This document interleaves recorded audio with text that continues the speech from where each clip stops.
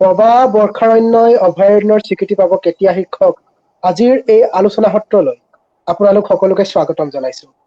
আপোনালোক সকলোৱে নিশ্চয় জানে ধেমাজি জিলাৰ জোনাই মহকুমাত অৱস্থিত পবা বনাঞ্চল এখন সাধাৰণ বনাঞ্চল নহয়, ই এখন বৰ্ষাৰণ্য।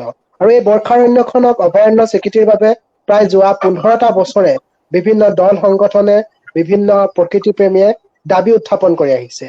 আৰু সেই দাবীৰ প্ৰতি সঁহাৰি জনাই আমাৰ প্ৰাক্তন মুখ্যমন্ত্ৰী সৰ্বানন্দ সোণোৱাল ডাঙৰীয়াইও পবাক বন্যপ্ৰাণী অভয়াৰণ্য স্বীকৃতি দিয়াৰ কথা কৈছিল যদিও সি আজি কোপতি কাৰ্যত পৰিণত নহল। গতিকে আমি পবাক কেতিয়া বন্যপ্ৰাণী অভয়াৰণ্য হিচাপে স্বীকৃতি দিব আৰু এই সম্পৰ্কে আমি অভিজ্ঞসকলৰ সৈতে কিছু কথা আলোচনা কৰিবৰ বাবে এই আলোচনা সত্ৰখন আমি আহ্বান কৰিছিলো। আৰু এই আলোচনা সত্ৰখনত আজি আমাৰ মাজত উপস্থিত আছে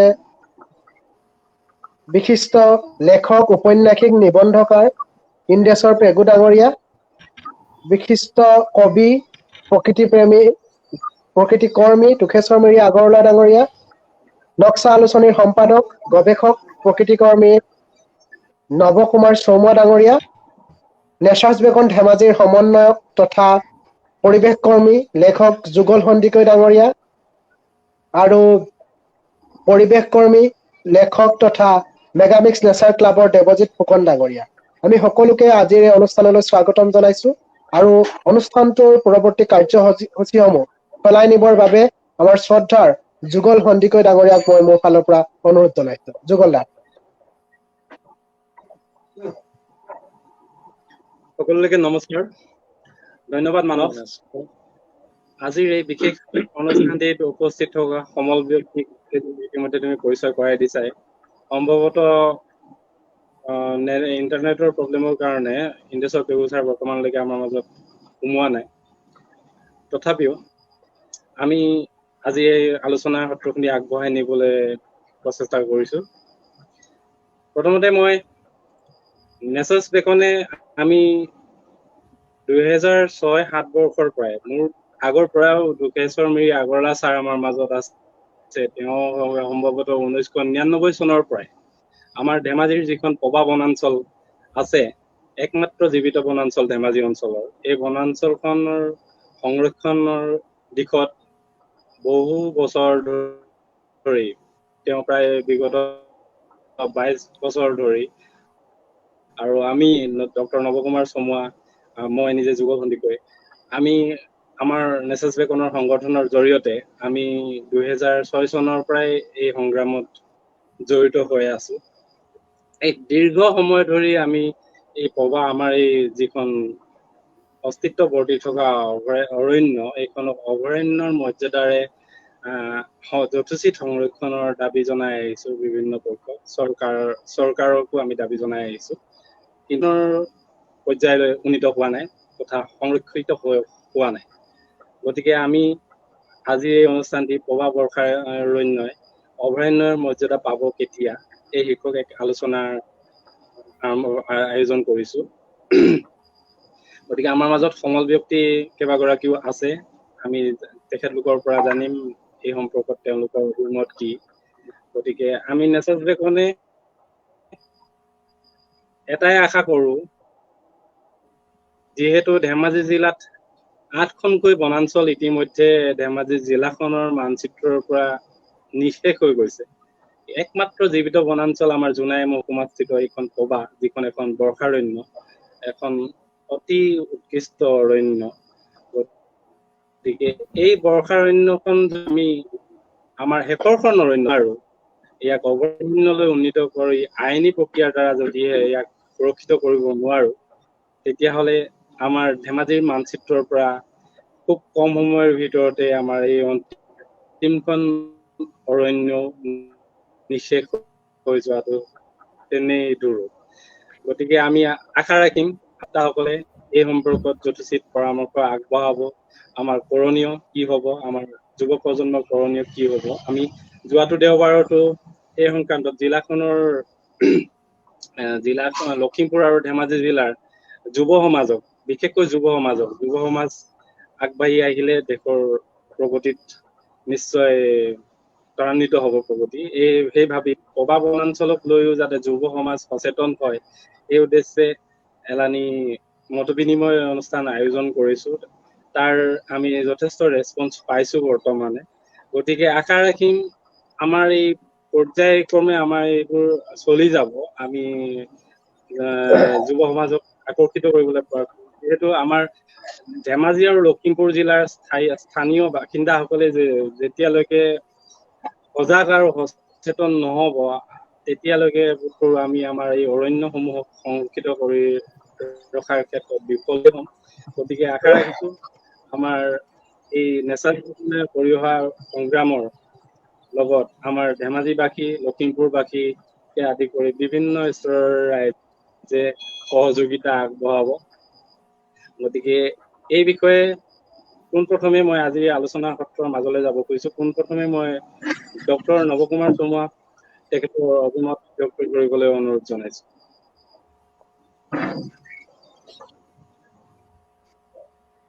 নমস্কাৰ।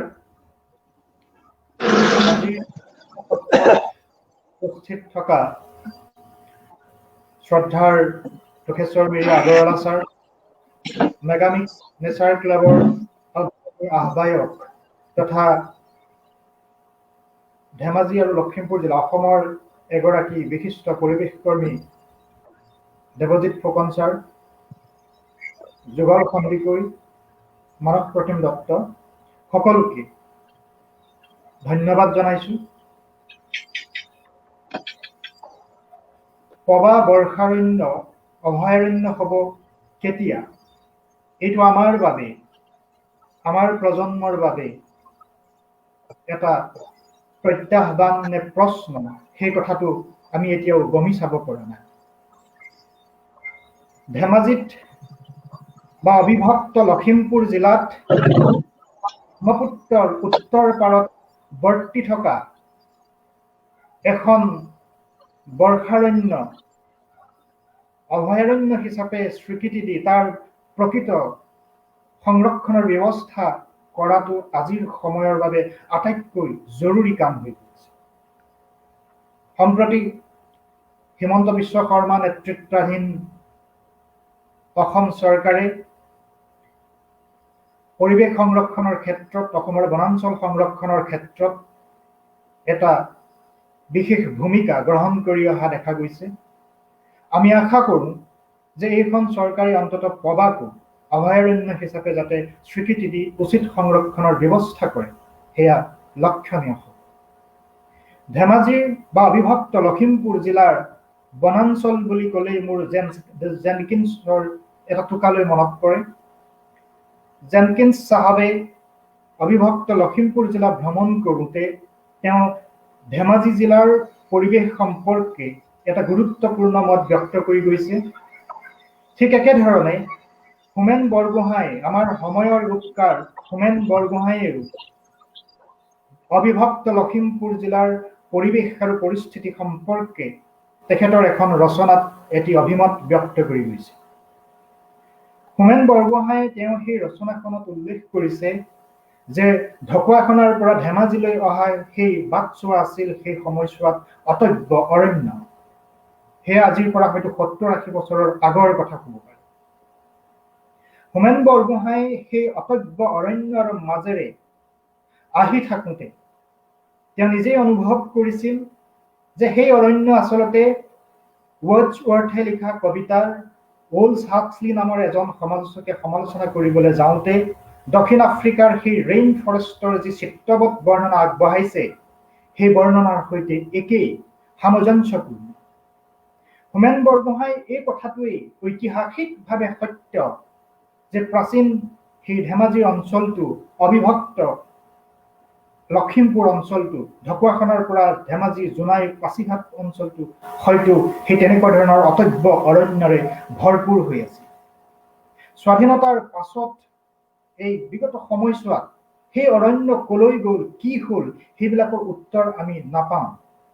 কিন্তু চৰকাৰীভাৱে যিকেইখন বনাঞ্চলক সংৰক্ষণ কৰা হ'ল, সেই সংৰক্ষণ কৰা 9খন বনাঞ্চলৰ ভিতৰত 8খন কলৈ গ'ল? আজি যদি ডক্টৰ পুষ্প গগৈ ছাৰ আমাৰ মঞ্চত থাকিলহেঁতেন, তেখেতক মই প্ৰশ্ন কৰিব বিচাৰিলোহেঁতেন, মই টুকেশ্বৰ মিৰি আগৰৱালাক প্ৰশ্ন কৰিব বিচাৰিম, বা ইন্দ্ৰেশ্বৰ পেগুদেৱক মই প্ৰশ্ন কৰিব বিচাৰিম, দেৱজিৎ ফুকন ছাৰক মই প্ৰশ্ন কৰিব বিচাৰিম, বা আমাৰ অগ্ৰজ চামক প্ৰশ্ন কৰিব বিচাৰিম যে সেই 8খনকৈ বনাঞ্চল এটা প্ৰজন্মৰ চকুৰ আগত শেষ হবলৈ পালে কেনেকৈ? এটা প্ৰজন্মৰ চকুৰ সন্মুখতে 8খনকৈ বনাঞ্চল কেনেকৈ নিঃশেষ হব পাৰে? সেইটো আচলতে উত্তৰ পাবলগীয়া প্ৰশ্ন হয় নে নহয় সেই কথাটো মোৰ মনত এটা দ্বিধা। কিন্তু সিমান অটব্য হোমেন বৰগোহাঁয়ে উল্লেখ কৰা তেনে এক অটব্য অৰণ্য ধেমাজি আৰু লখিমপুৰ জিলাত ইমানবোৰ অৰণ্য থকাৰ পাছতো আজিৰ তাৰিখত এক তথ্য মতে ধেমাজিত মাত্ৰ 7% বা লখিমপুৰ জিলাত 12% মান আছে, তাকো চাহ বাগান আৰু অৰুণাচলৰ অবিচ্ছিন্ন অৰণ্যবিলাকক লৈ। অসমৰ ভিতৰত আটাইতকৈ কমটো ধেমাজি জিলাতেই আছে অৰণ্য। ইমানবোৰ হোৱাৰ পাছতো আমাৰ ধেমাজিবাসী, আমাৰ অগ্ৰজ প্ৰজন্ম, মই মোৰ দেউতাক সুধিব খোজো, মই মোৰ ককা দেউতাক সুধিব খোজো, মই আমাৰ আগৰ প্ৰজন্মটোক সুধিব খোজো যে কিয় ইমানবোৰ অটব্য অৰণ্য এটা প্ৰজন্মৰ চকুৰ আগত নিঃশেষ হৈ এই ধেমাজি আৰু লখিমপুৰ জিলাক কিয় এখন সাগৰলৈ ৰূপান্তৰ কৰিব বিচাৰিছে বা বিচাৰিলে? সেই প্ৰশ্নটো হয়তো উত্তৰ আজিৰ এই সময়ত পোৱাটো কঠিন হ'ব পাৰে। কিন্তু সেই হোমেন বৰগোহাঁয়ে 70 বছৰ আগতে দেখা পোৱা যি অৰণ্য আছিল, সেই অৰণ্য আমি দেখিছিলো 2007 চনৰ সময়ছোৱাত। তেতিয়ালৈকে পবা যে বৰ্ষাৰণ্য সেই ধাৰণাটো অহাই নাছিল। আমি মানে নেচাৰ্ছ বেকনৰ ফালৰ পৰা মই, যুগল সন্দিকৈ আৰু ধেমাজিৰ সেই সময়ৰ সদস্যসকলে জোনাই টুকেশ্বৰ মিৰি আগৰৱালা ছাৰ, ৰয়েল পেগু, প্ৰণতি বাইদেউ সকলোৰে সহযোগত সেই অৰণ্যখন চাইছিল আৰু বিস্ময় বিমূঢ় হৈ উঠিছিল। হোমেন বৰগোহাঁয়ে উল্লেখ কৰা সেই অৰণ্যৰ এটা সোৱাদ আমি পবাৰ মাজত পাইছো। ইয়াৰ পাছত আমাৰ সঞ্চালক সম্মদীপ দত্তৰ লগত আলোচনা কৰি পবা যে বৰ্ষাৰণ্যৰ স্বৰূপ বিশিষ্ট, বৰ্ষাৰণ্যৰ গুণবিশিষ্ট এখন অৰণ্য, সেই কথাটো অনুধাৱন কৰা হৈছে। আৰু তাৰ পাছত তাক লৈ অসমৰ জনসাধাৰণৰ মাজত কাকতে পত্ৰই তাক ব্ৰহ্মপুত্ৰ উপত্যকাৰ দ্বিতীয়খন অৰণ্য হিচাপে আলোচনা কৰা হৈছে। তাৰ পাছত নেচাৰ্ছ বেকনে ধেমাজিত, জোনাইত সন্ধাননীভাৱে স্থানীয় লোকসকলৰ সহযোগত সজাগতা অনুষ্ঠান কৰি অহা হৈছে, আমি কৰি আহিছো। আমি ফেচবুকত, হোৱাটছএপত ষ্টেটাছ দি পৰিৱেশ সংৰক্ষণ কৰিবলৈ যোৱা নাই। আমি সেই সময়ৰ পৰা প্ৰত্যক্ষভাৱে পবা বৰ্ষাৰণ্যখনক অভয়াৰণ্য দাবী কৰাৰ বাবে প্ৰচেষ্টা অব্যাহত ৰাখি আহিছো। গতিকে সেই প্ৰচেষ্টা আজিও অব্যাহত আছে। আৰু আজিৰ এই তাৰিখত ধেমাজি আৰু লখিমপুৰ জিলাকে ধৰি অসমৰ বিভিন্ন প্ৰান্তৰৰ নতুন প্ৰজন্মই যোগ দিয়াটো আমাৰ বাবে অত্যন্ত শুভলক্ষণ হৈছে। এতিয়া যদি চোৱা যায় যে পবাক ৰক্ষা কৰা এই আন্দোলনটো আমি এটা সামাজিক আন্দোলন হিচাপে গঢ়ি তোলাৰ কিবা প্ৰয়োজন আছে নে নাই? আজিৰ সময়ত গোটেই কথাবোৰ এটা ৰাজনৈতিক বিন্দুলৈ গুচি যায়। সকলো কথাই ৰাজনৈতিক মেৰুৰ মাজত সোমাই পৰে। গতিকে আমি ডিঙি কাটি দিলেও পবা হয়তো পবা অভয়াৰণ্য হ'বনে নাই সেই কথাটোতো আমি ক'ব নোৱাৰো। গতিকে আমাৰ হাতত এটা পথ আছে। আমি গণতান্ত্ৰিকভাৱে চৰকাৰক, প্ৰশাসনক আমি বাধ্য কৰাব পাৰিব লাগিব। তাৰ সমান্তৰালভাৱে জনসাধাৰণৰ মাজত, জোনাই জনসাধাৰণৰ মাজত, ধেমাজিৰ জনসাধাৰণৰ মাজত, লখিমপুৰ জিলাৰ জনসাধাৰণৰ মাজত আমি তুমুল ৰূপত পবাক অভয়াৰণ্য হিচাপে স্বীকৃতি দিয়াবৰ বাবে সেই অঞ্চলবোৰত সজাগতা সভাবোৰ সম্পন্ন কৰিব লাগিব। কাৰণ জোনাই হৈছে এটা স্পৰ্শকাতৰ অঞ্চল। ই প্ৰাকৃতিকভাৱেও স্পৰ্শকাতৰ আৰু নৃগোষ্ঠীগতভাৱেও এটা স্পৰ্শকাতৰ অঞ্চল। প্ৰাকৃতিকভাৱে কিয় স্পৰ্শকাতৰ সেই কথাটো নকলেও চলে। কিন্তু পবাৰ লগত জড়িত হৈ আছে এটা জনগোষ্ঠীয় আবেগ, এক নৃগোষ্ঠীয় আবেগ জড়িত হৈ আছে। এটা কথা ঠিক যে আমাৰ এই 8খন বনাঞ্চল শেষ হৈ যোৱাৰ কাৰণে বা অসমৰ হাজাৰ হাজাৰ বিঘাৰ অৰণ্য শেষ হৈ যোৱাৰ কাৰণ কিন্তু আমাৰ গাঁওবাসী নহয়, আমাৰ চহা বনোৱা সজোৱা শ্ৰেণীৰ মানুহখিনি নহয়।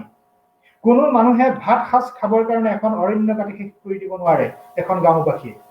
তাত নিশ্চিতভাৱে ব্যৱসায়িক স্বাৰ্থ একোটা যদি জড়িত হৈ নাথাকে, নিশ্চিতভাৱে আমাৰ অৰণ্যবোৰ, আমাৰ বনাঞ্চলবোৰ শেষ হৈ গৈ আছে ব্যৱসায়িক মুনাফাৰ বাবে। ইয়াত কোনো সাধাৰণ শ্ৰেণীৰ মানুহৰ এতিয়া পৰিৱেশ সংৰক্ষণ, বনাঞ্চল সংৰক্ষণৰ প্ৰসংগটো এতিয়া সাধাৰণ মানুহৰ মূৰৰ 7 কিলোমিটাৰ ওপৰেৰে যায়। এইবোৰ যিবোৰ শিলৰ কোৱেৰে চলে, যিবোৰ বন মাফিয়া, যিবিলাক কাঠৰ মাফিয়া, সেই শব্দবোৰ NOC আদি এই শব্দবোৰ সাধাৰণ কৃষিজীৱী মানুহৰ কাৰণে একোটা দুৰ্বোধ্য আৰু অচিনাকি বিষয়। গতিকে গোটেই ধ্বংসবোৰ হৈ আছে এক প্ৰকাৰে চৰকাৰী মিতিৰালিপূৰ্ণভাৱে, অথবা প্ৰশাসনিক মিতিৰালিপূৰ্ণভাৱে, অথবা কোনোবা মাফিয়া বা পুঁজিপতি গোষ্ঠীৰ আশীষ ধন্য হৈ। সেই চামটোক কোনে ৰক্ষা কৰিব? ধেমাজিলৈ যিমানবোৰ আহে বন বিষয়া, যিমানবোৰ প্ৰশাসনিক বিষয়া আহে, সকলোবিলাকতো মহৎ তালুকদাৰ হৈ গুচি যায়। মহৎ হৈ অহা ব্যক্তিবিলাক কেতিয়া অসৎ হৈ যায়, সেই কথাবোৰ আমি ধেমাজিবাসীয়ে কোনোদিন বাৰু ভূক্ষেপ কৰি চাইছোনে? ভুল হৈছোনে? আমি সকলোবিলাকেই নিজৰ সমস্যাক লৈ, নিজৰ জীৱনটোক লৈ, নিজৰ ভোগ বিলাসক লৈ এইবিলাকৰ মাজত মত্ত হৈ সামাজিক স্থিতিবিলাকক বাদ দি, পৰিৱেশ সংৰক্ষণক বাদ দি আমি কেৱল হাত সাৱটি বহি থাকিলেই জানো হ'ব? আমি প্ৰত্যেকেই এই দিশটোত পৰিৱেশ সংৰক্ষণ কৰিব নিবিচাৰিলেও অন্ততঃ ধেমাজিৰ একমাত্ৰ বনাঞ্চলখনক ৰক্ষা কৰাৰ স্বাৰ্থত, ধেমাজিৰ লগতে উত্তৰ অসমৰ একমাত্ৰ বৰ্ষাৰণ্যখনক ৰক্ষা কৰাৰ স্বাৰ্থত আমি সকলোৱে কিন্তু হাত উজান দিবই লাগিব, আমি দিয়াব পাৰিব লাগিব। সেই কথাটো কিন্তু ধুলো। গতিকে প্ৰশাসনিকভাৱে, ৰাজনৈতিকভাৱে আৰু সামাজিকভাৱে আমি এই সকলোবোৰ দিশতে পবা বনাঞ্চলক অভয়াৰণ্য হিচাপে গঠন কৰিবৰ কাৰণে কিছুমান পদক্ষেপ নিশ্চয় গ্ৰহণ কৰিব লাগিব। প্ৰফেচৰ মিৰিছ আগৰৱালা ছাৰে নিশ্চয় এই কথাটো খুব ভালকৈ অনুধাৱন কৰিব পাৰিব যে পবাৰ লগত জনগোষ্ঠীয় আৱেগটো কেনেকৈ জড়িত হৈ আছে। পবাৰ লগত জনগোষ্ঠীয় আৱেগৰ লগে লগে যিটো ৰাজনৈতিক পৰিকাঠামো তাত জড়িত হৈ আছে, এই গোটেই অঞ্চলটো মিচিং স্বায়ত্তশাসিত পৰিষদৰ অধীন। গতিকে এটা নিৰ্গোষ্ঠীয় আৱেগ আৰু ৰাজনৈতিক সীমাৰ মাজত থাকিও পবাৰ দাঁতি কাষৰে থকা মানুহখিনিক আমি কেনেধৰণে পবাৰ বিষয়ে সচেতন কৰি তুলিব পাৰোঁ, সেই কথাটো কিন্তু প্ৰফেচৰ মিৰি আগৰৱালা ছাৰে খুব ভালকৈ জানে। অন্যহাতে আমাৰ মাজত থকা ফুকন ছাৰ, দেৱজিৎ ফুকন ছাৰ, তেওঁলোকেও এই পবাক লৈ বিভিন্ন ধৰণৰ গৱেষণা, অনুসন্ধান, জৰীপ আদি সম্পন্ন কৰিছে। আমি তুলনামূলকভাৱে এই কথাটোও চাব লাগিব যে অসমৰ অন্যান্য প্ৰান্তৰ অভয়াৰণ্যবিলাকৰ তুলনাত, অন্যান্য প্ৰান্তৰ বনাঞ্চলবিলাকৰ তুলনাত পবাৰ সমৃদ্ধি কেনেকুৱা, সেই কথাটো হয়তো ফুকন ছাৰহঁতে বেছি ভালকৈ জানে। সেই কথাখিনি নিশ্চয় ছাৰে ক'ব, মই আশা ৰাখিছোঁ। গতিকে আমি বিভিন্ন ধৰণে সেই ৰাজনৈতিক পৰিকাঠামোটোৰ, সেই জনগোষ্ঠীয় আৱেগটো, সেই সামাজিক শৃংখলটো, এই গোটেইবিলাকৰ বেহুৰ মাজত সোমাই থাকিও তাৰ পৰা কেনেকৈ পৰিত্ৰাণ পাব পাৰোঁ, বা তাৰ সেই বেহুৰ পৰা লাহে লাহে ওলাই আমি পবাখনক কেনেকৈ এটা সাৰ্বজনীন প্ৰয়োজনৰ তাগিদাত কেনেকৈ পবাখন আমি অভয়াৰণ্য কৰিব পাৰোঁ, স্থায়ী স্বীকৃতি দিয়াব পাৰোঁ, সেই কথাটো আমাৰ বাবে এটা চেলেঞ্জ, আমাৰ প্ৰজন্মৰ বাবে এটা ডাঙৰ প্ৰত্যাহ্বান। আমি প্ৰত্যেকেই সেই প্ৰত্যাহ্বান গ্ৰহণ কৰিবলৈ সাজু হোৱা উচিত।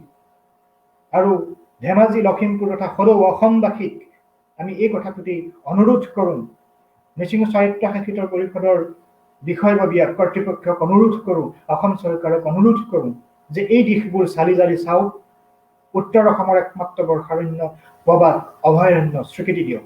ধন্যবাদ। যুগল দা।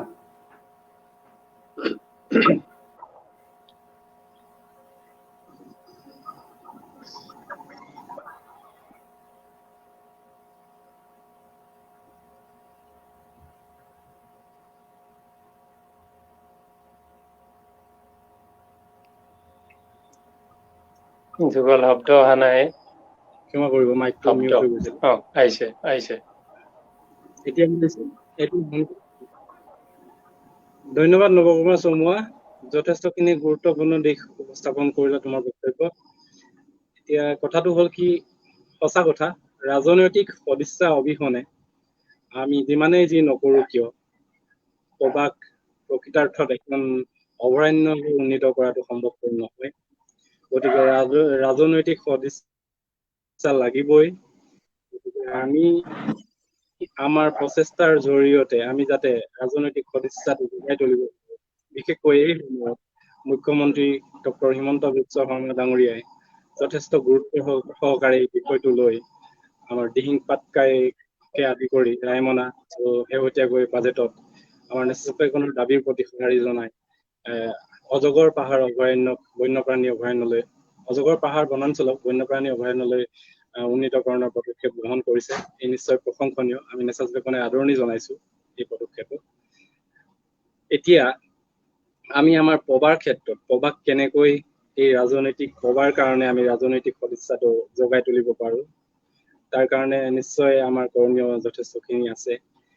এতিয়া মই দেৱজিৎ ফুকন ছাৰলৈ ওচৰলৈ যাব খুজিছো। তেখেতৰ পৰা জানিব খুজিছো, বিশেষকৈ তেওঁ চাকৰি সূত্ৰে এসময়ত জোনাইত আছিল আৰু এই জোনাইত থকাৰ অৱস্থাতে তেওঁ পবাক নিচেই কাষৰ পৰা পাইছে আৰু তাৰ পিছতো পবাৰ হৈ যথেষ্টখিনি কাম কৰি আছে।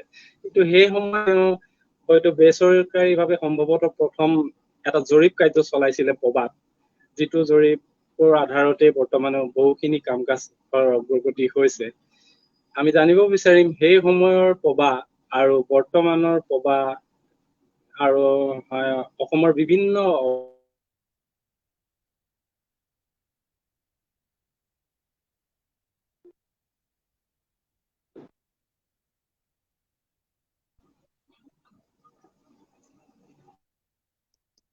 যুগল, যুগল, হেল্ল' যুগল সন্দিকৈ, শুনিলে নে? গোটেইটো শুনিবলৈ মোলৈ দিছা নেকি দায়িত্ব? ছাৰ মোক দিছা ন? হয় ছাৰ, মিউট হৈ গৈছে। মই আপোনাক আকৌ মই এবাৰ কৈছো। হয়, মই শুনি পাইছো। ছাৰ কওক। এতিয়া মই আগবাঢ়িম ন? ঠিকে আছে, ঠিক ধন্যবাদ আছে ছাৰ। সকলোকে ধন্যবাদ। মোক যুগল সন্দিকৈদেৱে নিৰ্দেশ দিছে যে ইয়াৰ পাছৰ অংশখিনি মোক আগবঢ়াবৰ বাবে। মই পবা বুলি আগবঢ়াবলৈ যোৱাৰ আগতে মই 3টা খণ্ডত সংক্ষিপ্ত উপস্থাপন কৰিম। প্ৰথমটো হ'ল সম্যকভাৱে পৰিৱেশ বা পবা সুৰক্ষাৰ ক্ষেত্ৰত আমাৰ যিটো আধাৰ, আমি মূল যিখিনি কথা মনত ৰাখিব লাগে সেই বিষয়ে এটা খণ্ড। দ্বিতীয়টো হ'ল ডক্টৰ নৱ চমুৱা দেৱে দিয়া উপস্থাপন কৰা এটা প্ৰশ্ন, এনফৰ্চমেণ্ট বা বেদখলৰ ফলত 9খনকৈ 8খনকৈ অভয়াৰণ্য শেষ হৈ গ'ল, এইটো বিষয়ত এটা পটভূমি আছে, সেইটো বিষয়ত মোৰ অধ্যয়ন আছে সেইটো। আৰু তৃতীয়টো হ'ল পবা। মই এই 3টা খণ্ড সংক্ষিপ্তভাৱে উপস্থাপন কৰিম। একেবাৰে মূল কথাটো হ'ল, প্ৰাথমিক কথাটো হ'ল, পৃথিৱীখনত পৰিৱেশেই প্ৰথম। পৰিৱেশ for life on earth, environment is first for life on earth. মানে পৃথিৱীত পৰিৱেশ প্ৰথম থাকিব লাগিব, তেতিয়াহে জীৱ জগতখন থাকিব। গতিকে এতিয়া সেইটো এটা সংকটত পৰিছে। পৃথিৱী ইতিমধ্যে প্ৰদূষিত হৈ তাৰ যিটো গোলকীয় উত্তাপ সেয়া বাঢ়িছে। বতৰ জলবায়ু এইবিলাক হাৰ্ছ অৰ্থাৎ বিপদজনক হৈ উঠিছে দিনে দিনে, আৰু জলবায়ু পৰিৱৰ্তন হৈছে। তাৰ ফলত ডাঙৰ সংকট আহি গৈছে। গতিকে মানুহৰ মনত প্ৰশ্ন উদয় হৈছে, খৰিভাৰীজনৰ পৰা ৰজাজনলৈকে প্ৰত্যেকৰ প্ৰশ্ন উদয় হৈছে, পৰিৱেশৰ অৱক্ষয় পৰিণতি আমি ভুগিবলৈ আৰম্ভ কৰিছোৱেই নেকি? গতিকে সেই সময়ত আমি পবা সুৰক্ষা অৱলম্বন কৰি পৰিৱেশ সুৰক্ষাৰ এটা অভিযানত নামি পৰিছো আমি আজি গধূলিৰ এই 1 ঘণ্টাৰ অনুষ্ঠানটোত। গতিকে মূল কথাটো হ'ল পৰিৱেশ সুৰক্ষাৰ বাবে আমি কাম কৰিব লাগিব। তাৰে আমাৰ ধেমাজি জিলাৰ বাবে আমাৰ পিভটেল পইণ্ট, মানে আমাৰ মনোযোগৰ কেন্দ্ৰস্থল হৈছে পবা। গতিকে এই পবাৰ ক্ষেত্ৰত আমি আৰুগত কৰি কথাখিনি আগবঢ়াম। পৰিৱেশ সুৰক্ষাৰ ক্ষেত্ৰত পৃথিৱীজোৰা আয়োজনত আমাৰ ভাৰততো সুন্দৰ আয়োজনে আৰম্ভ হৈছিল। 72 চনত বন্যপ্ৰাণী আইন হৈছে, তাৰ আগত ব্ৰিটিছে কৰি যোৱা বন সুৰক্ষা আইন আছে, যাৰ ফলত আমি ৰিজাৰ্ভ ফৰেষ্ট বা সংৰক্ষিত অৰণ্যবিলাক পাইছো, পৰিৱেশ প্ৰদূষণ আইন হৈছে, জল আইন হৈছে, আৱৰ্জনা ব্যৱস্থাপনা আইন হৈছে, বহুখিনি আইন দেশখনত সুন্দৰভাৱে বিশেষজ্ঞসকলৰ দ্বাৰা, পৰিৱেশ কৰ্মীসকলৰ উপস্থাপনৰ দ্বাৰা, ব্যৱস্থাপনাৰ দ্বাৰা হৈ উঠিছে। পৰ্যাপ্তভাৱে আছে আমাৰ দেশত আইন কানুন, বিধি বিধান আৰু ৰুলছ এণ্ড ৰেগুলেশ্যন। কিন্তু ৰাজনৈতিক কথাটো কৈছে ইতিমধ্যে চমুৱাদেৱে, গতিকে সেইটোৰ বাবেই ৰাজনৈতিক কাৰণতেই আমাৰ দেশত পৰ্যাপ্তভাৱে আমি পৰিৱেশ সুৰক্ষিত কৰিব পৰা নাই। কৰিব লাগিবই। প্ৰত্যেক 100 ডৰা মাটিৰ ভিতৰত 33 ডৰা অৰণ্য সুৰক্ষা কৰিব লাগিব বুলি এটা বিধান আছে, এটা এথিক্স আছে। এতিয়া এনভাইৰনমেণ্টেল এথিক্স, এইটো এটা আধুনিক এথিক্স, সভ্য মানুহৰ এথিক্স। 33 ডৰা অৰণ্য, 100 ডৰাৰ ভিতৰত 33 ডৰা অৰণ্য। তাৰ মাজতে কেন্দ্ৰীয় পৰিৱেশ মন্ত্ৰী সুৰেশ প্ৰভু কেন্দ্ৰীয় পৰিৱেশ মন্ত্ৰী হৈ থকাৰ সময়তে এটা ৰিজলিউশ্যন লৈছিল, আৰু সেইটো এটা গেজেট যোগে নটিফাই কৰা হৈছে। ৰিজাৰ্ভ ফৰেষ্ট বাদ দিও কেৱল বন্যপ্ৰাণী সুৰক্ষাৰ বাবে দেশখনে 4% অঞ্চল বন্যপ্ৰাণী হেবিটেট বা আৱাসস্থল হিচাপে সুৰক্ষা কৰিব লাগিব। গতিকে এইটো ৰিজাৰ্ভ ফৰেষ্ট বাদ দিও অনলি ফৰ ৱাইল্ড লাইফ, কেৱল বন্যপ্ৰাণী বিলাকৰ কাৰণে 4%। এই মুহূৰ্তলৈকে আমাৰ দেশত বিভিন্ন national park, wild life sanctuary বা এনেধৰণৰ যিবিলাক সংৰক্ষিত বন্যপ্ৰাণী উদ্দেশ্যীয় অঞ্চল আছে, ক্ল'জ এৰিয়া, সেইবিলাকৰ সংখ্যা 3%তে আছে এতিয়াও। 4%, অৰ্থাৎ 1% আৰু কভাৰ হ'বলৈ এতিয়াও বাকী আছে। অৰ্থাৎ বহুকেইখন আৰু অভয়াৰণ্য বা নেশ্যনেল পাৰ্ক আমাক আৰু গঠন কৰিব লাগিব। সেই অনুসৰি আমাৰ ৰাজ্যত অলপতে 2খন কৰা হৈছে, তথাপিও আমাৰ দেশত এতিয়াও পৰ্যাপ্ত হোৱা নাই। গতিকে আমি দাবী জনাবৰ কাৰণে সেইটো এটা ৰাষ্ট্ৰীয় বিধানৰ অন্তৰ্গত আমি দাবী জনাবৰ কাৰণে এইটো পথ খোলা আছে, আৰু আমি দাবী 15 বছৰে জনাই আহিছো।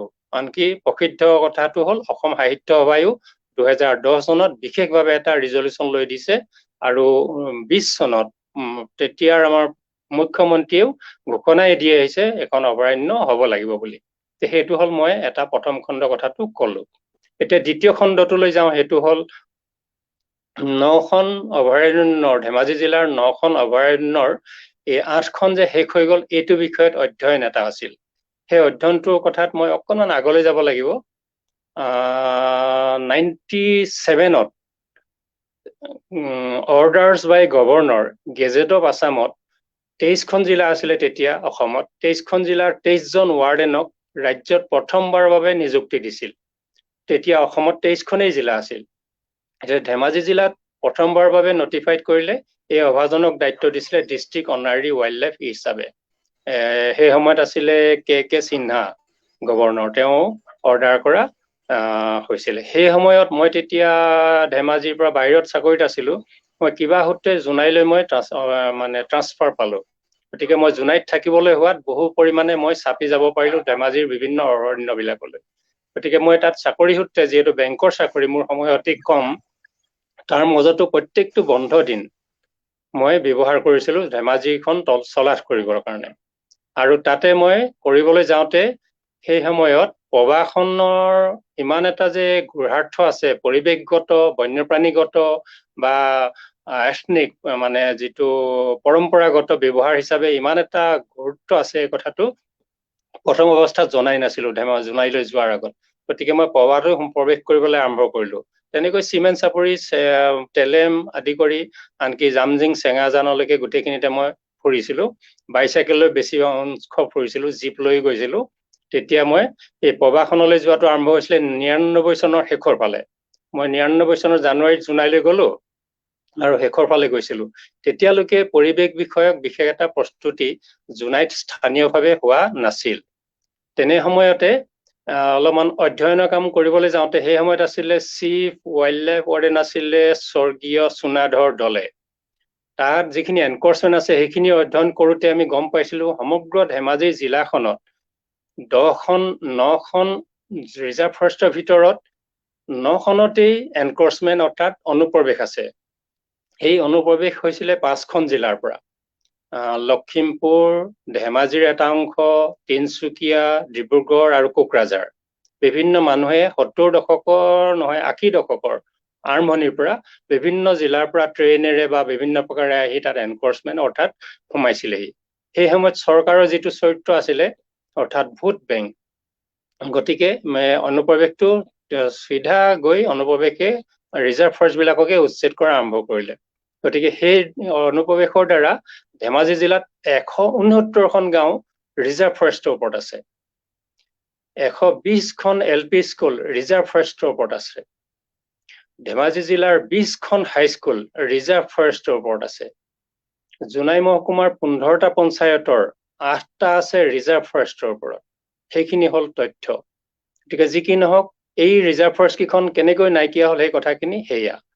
তাৰপিছত সেই সময়তে সুৰেশ প্ৰভু আছিলে, মই 2001 চনত তেখেতলৈ মই ৱাৰ্ডেন হিচাপে কৰেছপণ্ডেণ্ট কৰিলোঁ, চিঠিখন আছে এতিয়াও মোলৈ, যিখন তেওঁ ৰিপ্লাই দিছিলে। তাৰপিছত 2002 চনত এটা ডাঙৰ এভিকশ্যন হৈছিলে, তেখেতে অৰ্ডাৰ কৰা অল অভাৰ আছাম হৈছিলে, অসমৰ সকলো ঠাইতে 2002 চনত এটা এভিকশ্যন হৈছিলে ৰিজাৰ্ভ ফৰেষ্টসমূহৰ পৰা তেওঁ দিয়া নিৰ্দেশৰ ভিত্তিত। এভিকশ্যন আৰম্ভ হোৱাৰ পাছতেই দিছপুৰৰ পৰা ফোন বন বিষয়ালে নহয়, DC বন বিষয়াটোৰ কোনো কোটাই নহয়, তেতিয়া এভিকশ্যন কৰি থকাৰ মাজতে সেইবিলাক বন্ধ হৈ গৈছিলে।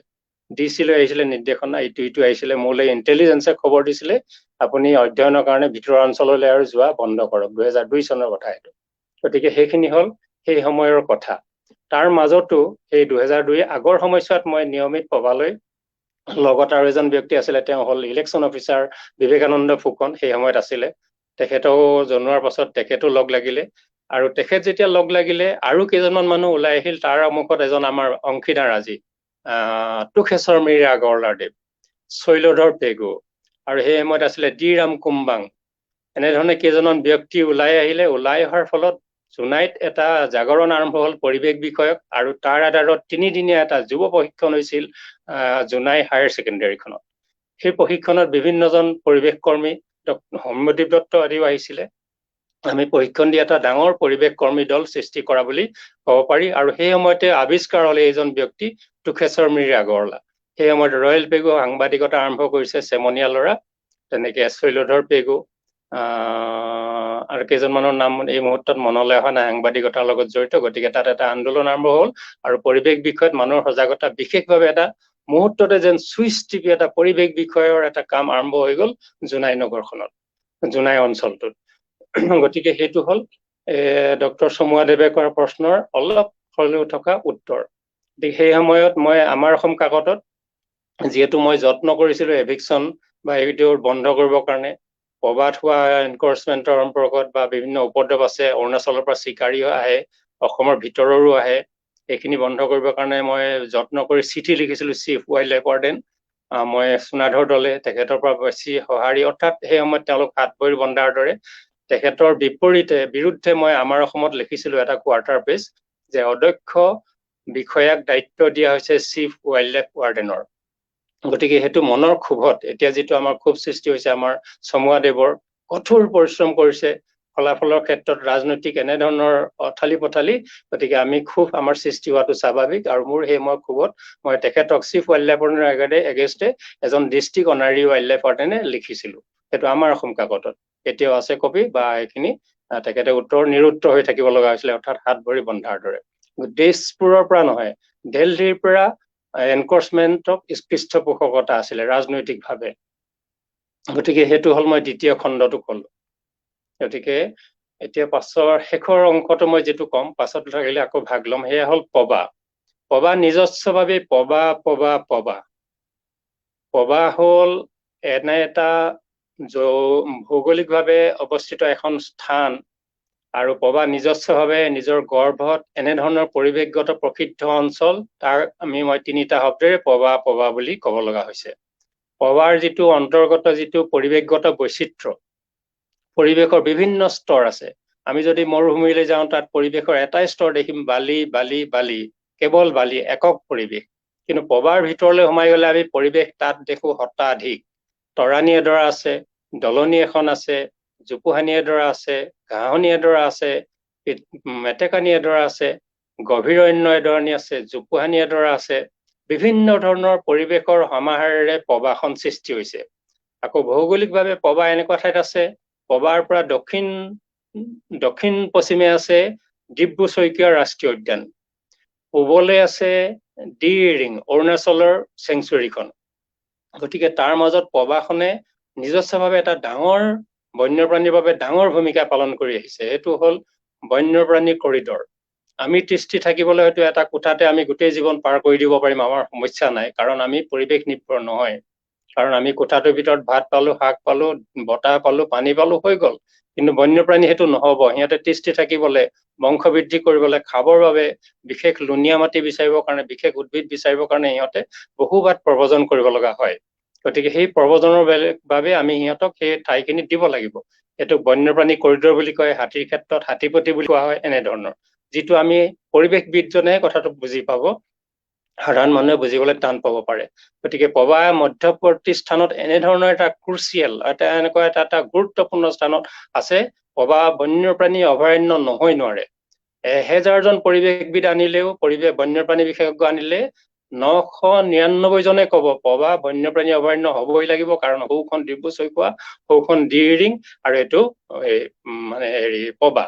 আৰু তেনেধৰণে ওচৰত যিখিনি আমাৰ মিচিং জনগোষ্ঠীয় লোক আছে, দেউৰী জনগোষ্ঠীয় লোক আছে, তেওঁলোকৰ পূজাৰ যিখিনি সামগ্ৰী, বাৰ্ষিক একোটা পূজা আছে, পূজাৰ যিখিনি উপকৰণ, বনৰীয়া উপকৰণ, পবাৰ বাদে অন্য ক'তো নাই। কেইটামান উদ্ভিদ তেওঁলোকে আনে, যিটো হাজাৰ বছৰ ধৰি পৰম্পৰাগতভাৱে হৈ আহিছে।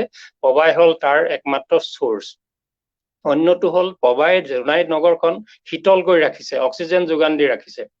অন্যটো হ'ল খৰস্ৰোতা চিয়াং নদীয়ে যেন খহাই লৈ যাব গোটেই অঞ্চলটো, কবু চাপৰি, জোনাই আদি কৰি গোটেই যেন খহাই লৈ যাব, ইমান কোবাল গতি। কিন্তু পবাৰ অৰণ্যৰ বৈশিষ্ট্যই জোনাই নগৰখনকে ধৰি সেই ভূখণ্ড, ধেমাজিৰ যিটো শৃংগ, ধেমাজিৰ যিটো শেষ বিন্দু, ঐয়াংগাঁও যিখন শেষৰখন গাঁও, এই গোটেই অঞ্চলটো সুৰক্ষিত কৰি ৰাখিছে পবাৰ বৈশিষ্ট্যপূৰ্ণ অৰণ্যখনে। গতিকে পবাক সেইফালৰ পৰা আমাক সুৰক্ষিত দিবই লাগিব। আৰু পবাৰ ভিতৰতো বন্যপ্ৰাণীৰ সমাহাৰটো অতি উচ্চ। পক্ষী, সৰীসৃপ, মৎস্য, স্তন্যপায়ী, উভচৰ, এই গোটেইবিলাকৰে চেকলিষ্টটো জাষ্ট কলমেৰে লিখা চেকলিষ্ট। তেতিয়াই আমি গম পাইছিলো যে ইয়াৰে বৈচিত্ৰ্য যিটো mix of wild life, mix of vegetation, এই গোটেই কথাকেইটি এটা বহুত কেইখন ৰাষ্ট্ৰীয় উদ্যানতকৈ উচ্চ বুলি ক'ব পাৰি। গতিকে পবাৰ প্ৰথম চৰ্ত হ'ল preserve as a wildlife sanctuary. গতিকে মই এই 3টা খণ্ডত এইখিনি কথা দিলো। পাছত আকৌ যদি সম্ভৱ হলে আকৌ যোগ দিবলৈ চাম। মই 3টা খণ্ডত কথাখিনি কলো। মূল আধাৰ কথাটো কলো। দ্বিতীয় কথাটো হ'ল এনকৰ্চমেণ্ট বা তাৰ যিটো প্ৰত্যাহ্বান, সেইটো বিষয়ে অলপ আভাস দিলো, গোটেইখিনি বিতং ক'বলৈ সময় নহয়। আৰু তৃতীয়টো হ'ল পবাৰ বিষয়ে। গতিকে মই এইখিনি কলো এই মুহূৰ্তত। আমাৰ পাছৰ বক্তা আছে, গতিকে যুগল সন্দিকৈদেৱ।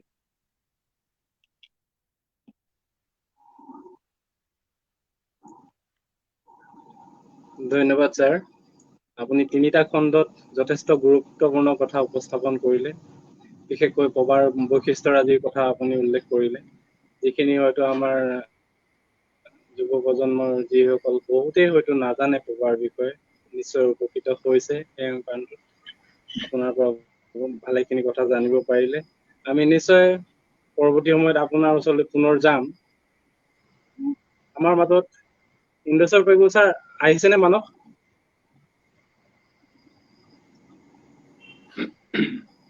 মানস কাৰিকৰী দিশসমূহ চোৱা চিতা কৰি আছে। এতিয়ালৈ অহা নাই। সম্ভৱতঃ ছাৰে ইণ্টাৰনেটৰ প্ৰব্লেম কাৰণে হয়, আমি দুখিত। আমাৰ সমল ব্যক্তি আছিল, আমি কবলৈ পাহৰি গৈছিলো, ডক্টৰ প্ৰস্তৰ গগৈ ছাৰ। তেখেতৰ স্বাস্থ্যজনিত কাৰণত আজি এই অনুষ্ঠানটিত তেওঁ উপস্থিত থাকিব নোৱাৰিলে। তেখেতৰ শুভেচ্ছা জনাইছে আমাৰ প্ৰতি। এতিয়া মই আমাৰ মাজত থকা আন এগৰাকী সমল ব্যক্তি, আমাৰ নেফাছ বেকনৰে জ্যেষ্ঠ কৰ্মী জোনাই শ্ৰীযুত দুখেশ্বৰ মিৰি আগৰৱালা ছাৰৰ কাষলৈ যাব খুজিছো। মই ডক্টৰ নৱকুমাৰ চমুৱাই উপস্থাপন কৰা প্ৰশ্নৰে তেওঁৰ ওচৰলৈ যাব খুজিছো। চমুৱাই কোৱাৰ দৰে পবাৰ দাঁতি কাষৰীয়া আমাৰ যিসকল বাসিন্দা, এইসকল জনগোষ্ঠীয় আৱেগেৰে জড়িত। পবাক লৈ তেওঁলোকৰ যথেষ্ট আৱেগ জড়িত হৈ আছে। আৰু পবাখন যিহেতু এটা মিচিং অধ্যুষিত অঞ্চলৰ অন্তৰ্গত, MSCৰ অন্তৰ্গত এটা অঞ্চল, গতিকে ৰাজনৈতিক বহুতো দিশ আছে। আমি এই জনগোষ্ঠীয় আৱেগ আৰু ৰাজনৈতিক দিশ এই দুয়োটাৰ মাজত অৱস্থান কৰি কেনেদৰে আমি এই মানুহখিনিক লৈ প্ৰবাহ সংৰক্ষণৰ দিশত আগুৱাই যাব পাৰোঁ, আপুনি তাৰ নিচেই কাষৰীয়া মানুহ হিচাপে আৰু আজি কত বছৰে আপুনি প্ৰবাহ হৈ এই অনুষ্ঠানত কাম কৰি আহিছে, গতিকে আপোনাৰ মন্তব্য আগবঢ়াবলৈ মই আগৰৱালা ছাৰক অনুৰোধ জনাইছো। ধন্যবাদ যুগল। এই অনুষ্ঠানত অংশগ্ৰহণ কৰা আমাৰ প্ৰাথমিক অৱস্থাৰ পৰাই সক্ৰিয়ভাৱে সহযোগ কৰি অহা দেৱজিৎ ফুকনদেৱ আৰু প্ৰবাহ বৰ্ষাৰণ্য অসমৰ প্ৰকৃতি সংৰক্ষণ আন্দোলনৰ লগতে প্ৰকৃতি সংপৃক্ত অসমীয়া সাহিত্যৰ সংযোগ স্থাপন কৰা এগৰাকী যুৱ প্ৰজন্মৰ সাহিত্যিক আছে। তেওঁ হৈছে ডক্টৰ নৱকুমাৰ চমুৱা। আৰু এই অনুষ্ঠানলৈ আমন্ত্ৰণ কৰি সমল ব্যক্তি হিচাপে আমন্ত্ৰণ কৰি আনিছিলে আমাৰ ইন্দেশ্বৰ পেগু ছাৰ আৰু আমাৰ পুষ্প গগৈ ছাৰ। তেখেতসকল হয়তো বিশেষ কাৰণত এতিয়ালৈকে আহি পাব পৰা নাই, নিশ্চয় পিছত আহি পাব। তথাপি সকলোকে মই এই চেগতে ধন্যবাদ জ্ঞাপন কৰিছোঁ। যুগল আৰু মানস এই ব্যৱস্থাটো প্ৰবাহ বৰ্ষাৰণ্য অভয়াৰণ্যলৈ উন্নীত কৰিবৰ কাৰণে বিভিন্ন পদক্ষেপৰ মাজতে এই যিটো ভাৰ্চুৱেল মিটৰ যোগেদিও সজাগতাৰ লগতে জনগণৰ মাজত সজাগতা সৃষ্টি কৰাৰ লগতে অসম চৰকাৰক দৃষ্টিপাত কৰিবৰ কাৰণে যিটো প্ৰয়াস এটা কৰিছে, সঁচাকৈ প্ৰশংসনীয়। মই প্ৰবাহৰ দাঁতি কাষৰীয়া মানুহ হিচাপে মই যথেষ্ট আজি আনন্দিত হৈছোঁ। সুযোগ এটা পাইছোঁ যে অসম চৰকাৰ আৰু অসমৰ বৌদ্ধিক সমাজ, প্ৰকৃতিপ্ৰেমী আৰু বিভিন্ন প্ৰকৃতি সংৰক্ষণৰ কাৰণে কাম কৰা মানুহৰ আগত নিশ্চয় মোৰ এই আস্ফালন, মোৰ এই অন্তৰৰ ভিতৰত পুঞ্জীভূত হৈ থকা কথাখিনি আজি প্ৰকাশ কৰিবলৈ অলপ হ'লেও সুযোগ পাইছোঁ। তেখেতসকলে হয়তো এদিন এই কথাটো যিকোনো উপায়েৰে শুনাৰ সুযোগ পাব। প্ৰবাহ সম্পৰ্কত আমাৰ পূৰ্বতে বক্তব্য ৰখা সমল ব্যক্তিসকলে সবিশেষ বক্তব্য দাঙি ধৰিলে। তথাপি প্ৰবাহ এটা বিশেষ বৈশিষ্ট্যৰ কথা মোক সন্দিকৈদেৱে যিটো ক'বৰ কাৰণে এটা নিৰ্দিষ্ট কৰি দিছে, সেই কথাটো আৰম্ভ কৰাৰ আগতে প্ৰবাহ কিয় অভয়াৰণ্য হ'ব লাগে, প্ৰবাহ অসমৰ অন্যান্য সংৰক্ষিত বনাঞ্চল বা অভয়াৰণ্যবিলাকতকৈ কিয় সুকীয়া, সেই কথাটো মই অন্তত আজি এই চেগতে যিবিলাকে শুনি আছে আমাৰ এই অনুষ্ঠান, ভাৰ্চুৱেল অনুষ্ঠান, তেখেতসকলে জনাব খুজিছোঁ যে প্ৰবাহ এখন এনে অৰণ্য, সেই প্ৰায় অৰণ্যত দেখা যায় যে মাতৃ গছৰ পৰা গুটি ফুল পুলি, গুটি লাগি, গুটি পকি, সেই গুটিবিলাক আকৌ গজি অৰণ্য সৃষ্টি হয়। নতুবা সেই গছৰ গুটিবিলাকক বতাহে, নদীয়ে, চৰাই চিৰিকটিয়ে নতুবা বিভিন্ন কাৰণত ই পুনৰ অৰণ্য এখন সৃষ্টি কৰাৰ যিটো প্ৰক্ৰিয়া, স্বতঃস্ফূৰ্ত প্ৰক্ৰিয়া প্ৰায়বিলাক অৰণ্যত দেখা যায়। কিন্তু প্ৰবাহ সেই অৰণ্যবিলাকতকৈ প্ৰায় পৃথক, সুকীয়া, মই যি লক্ষ্য কৰিছোঁ। কাৰণ প্ৰকৃতিৰ সৈতে আমাৰ জন্মগত এটা সম্পৰ্ক আছে। সেই প্ৰকৃতিৰ সৈতে জন্মগত সম্পৰ্কৰ অভিজ্ঞতাৰ মাধ্যমেদি মই এই কথাবিলাক অনুধাৱন কৰিবলৈ সক্ষম হৈছোঁ। যেনে মোৰ দেউতাই বেলি চাই সময় ক'ব পাৰিছিলে, কাৰণ মোৰ দেউতা জন্মলগ্নৰে পৰা বংশাৱলী উপৰি পুৰুষৰ পৰা প্ৰকৃতিৰ পৰা তেওঁৰ এটা প্ৰাকৃতিক নেচাৰেল এটা তেওঁ জ্ঞান লাভ কৰিছিলে। সেই তেনে এটা জ্ঞানৰ আধাৰেৰেও মই প্ৰবাক এই কথাটো ক'ব বিচাৰি যে প্ৰবাহ এখন সুকীয়া অৰণ্য। এইকাৰণে এটা সুকীয়া অৰণ্য, অন্যান্য প্ৰবাহৰ অন্যান্য অৰণ্যত যেনেকৈ তাৰ মাতৃগছবিলাকে অৰণ্য সৃষ্টি কৰাত সহায় কৰে, প্ৰবাহ ঠিক তেনেকুৱা নহয়। প্ৰবাহৰ আগলি অংশত ব্ৰহ্মপুত্ৰৰ উৎস নৈ ৰূপে বিখ্যাত চিয়াং, দিবাং, লোহিত তিনিখন নদী সংলগ্ন হৈ এই গোটেই বৃহৎ অঞ্চলটোত এটা সুকীয়া জৈৱ বৈচিত্ৰতা সৃষ্টি কৰিছে। এই সুকীয়া জৈৱ বৈচিত্ৰতা ইয়াৰ জৈৱমণ্ডলত এনেকুৱা হয় যে এই হিমালয় পৰ্বতমালাত সৃষ্টি হোৱা উদ্ভিদৰাজিৰ বিভিন্ন উদ্ভিদৰাজিৰ গুটিবিলাকক প্ৰত্যেক বছৰ চিয়াং নৈয়ে উটুৱাই আনি এই পবাৰ দাঁতিকাষৰীয়া অঞ্চলত পবাৰ অভ্যন্তৰত কি কৰে, সেই গুটিবিলাকক পেলাই দিয়ে।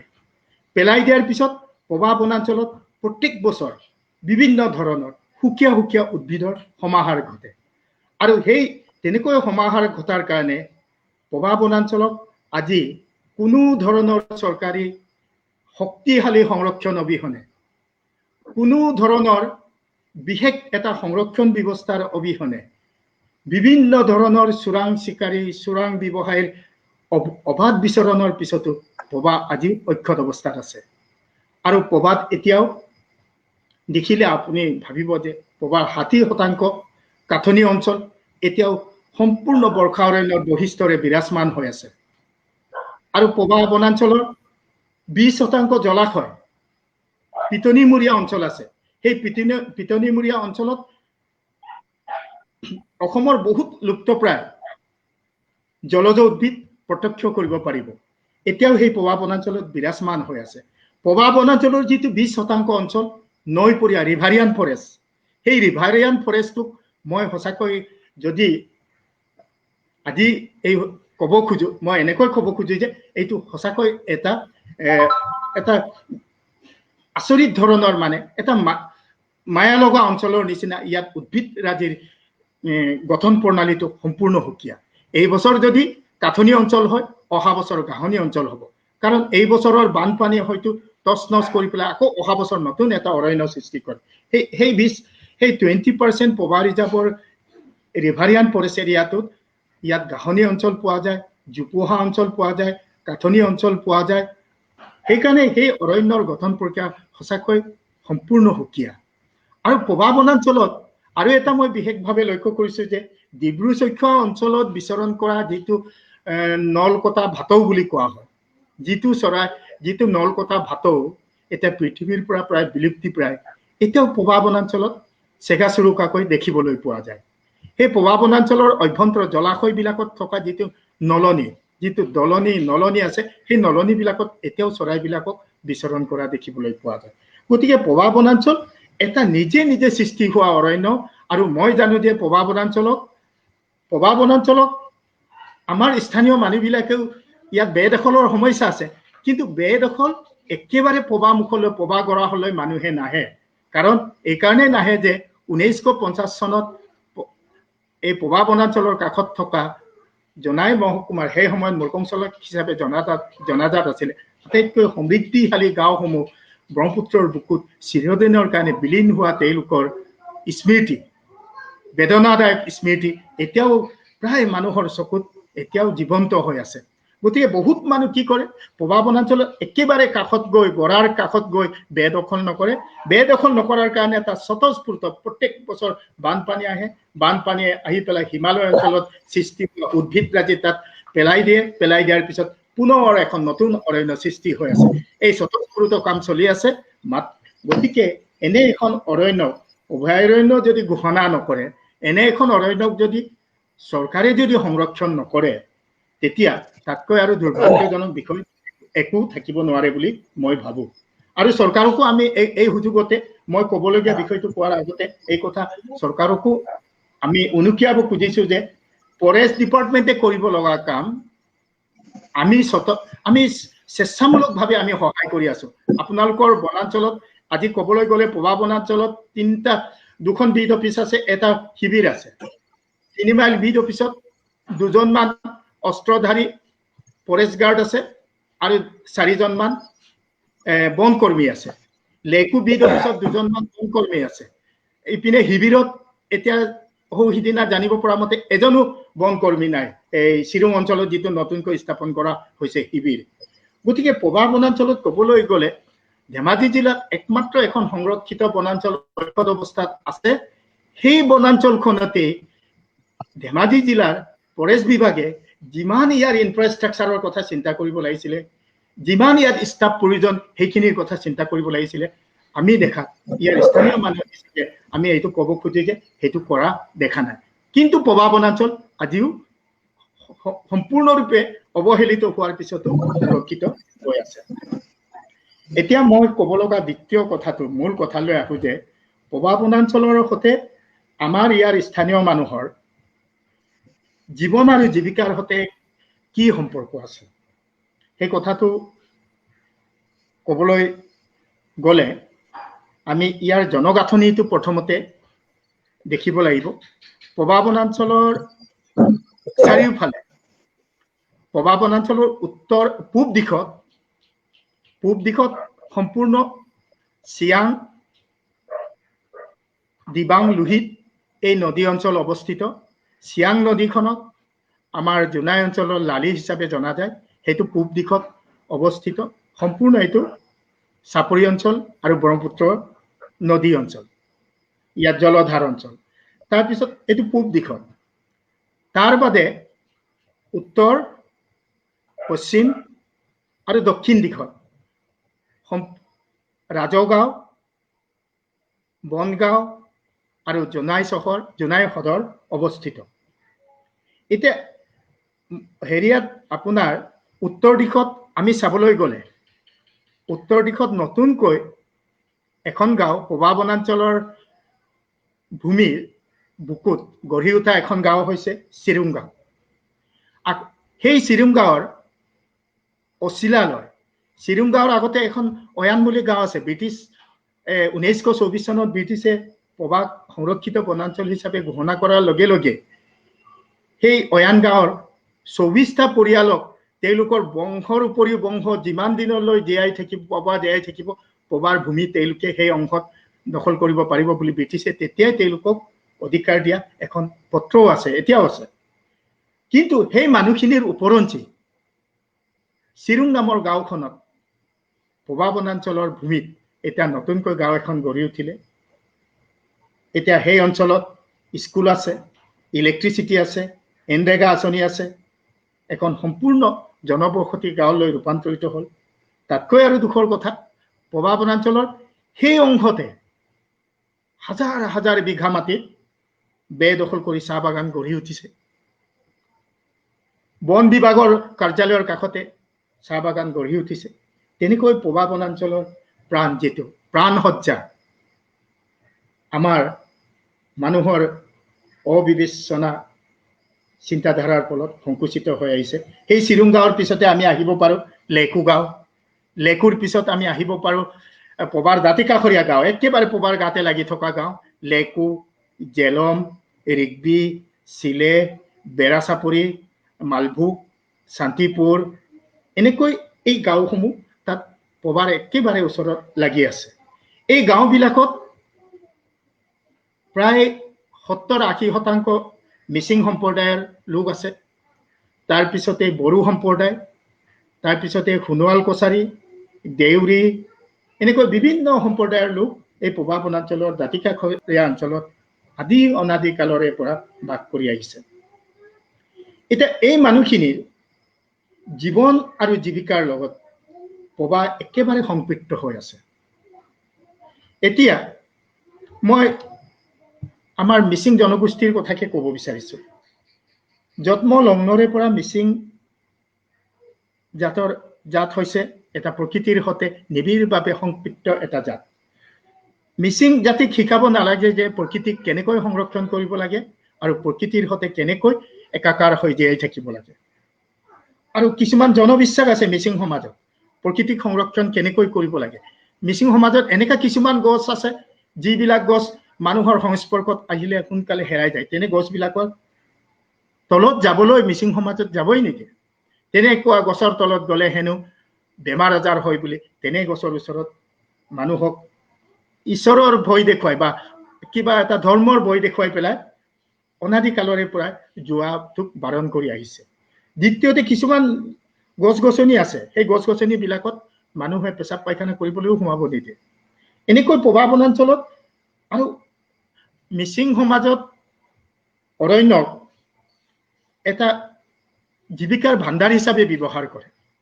তাত উৎপাদিত গছ ইন্ধন হিচাপে ব্যৱহাৰ কৰে, শাক পাচলি হিচাপে ব্যৱহাৰ কৰে, ঘৰ বনাবৰ কাৰণে ব্যৱহাৰ কৰে, খেতি বাতিৰ কাৰণে ব্যৱহাৰ কৰে।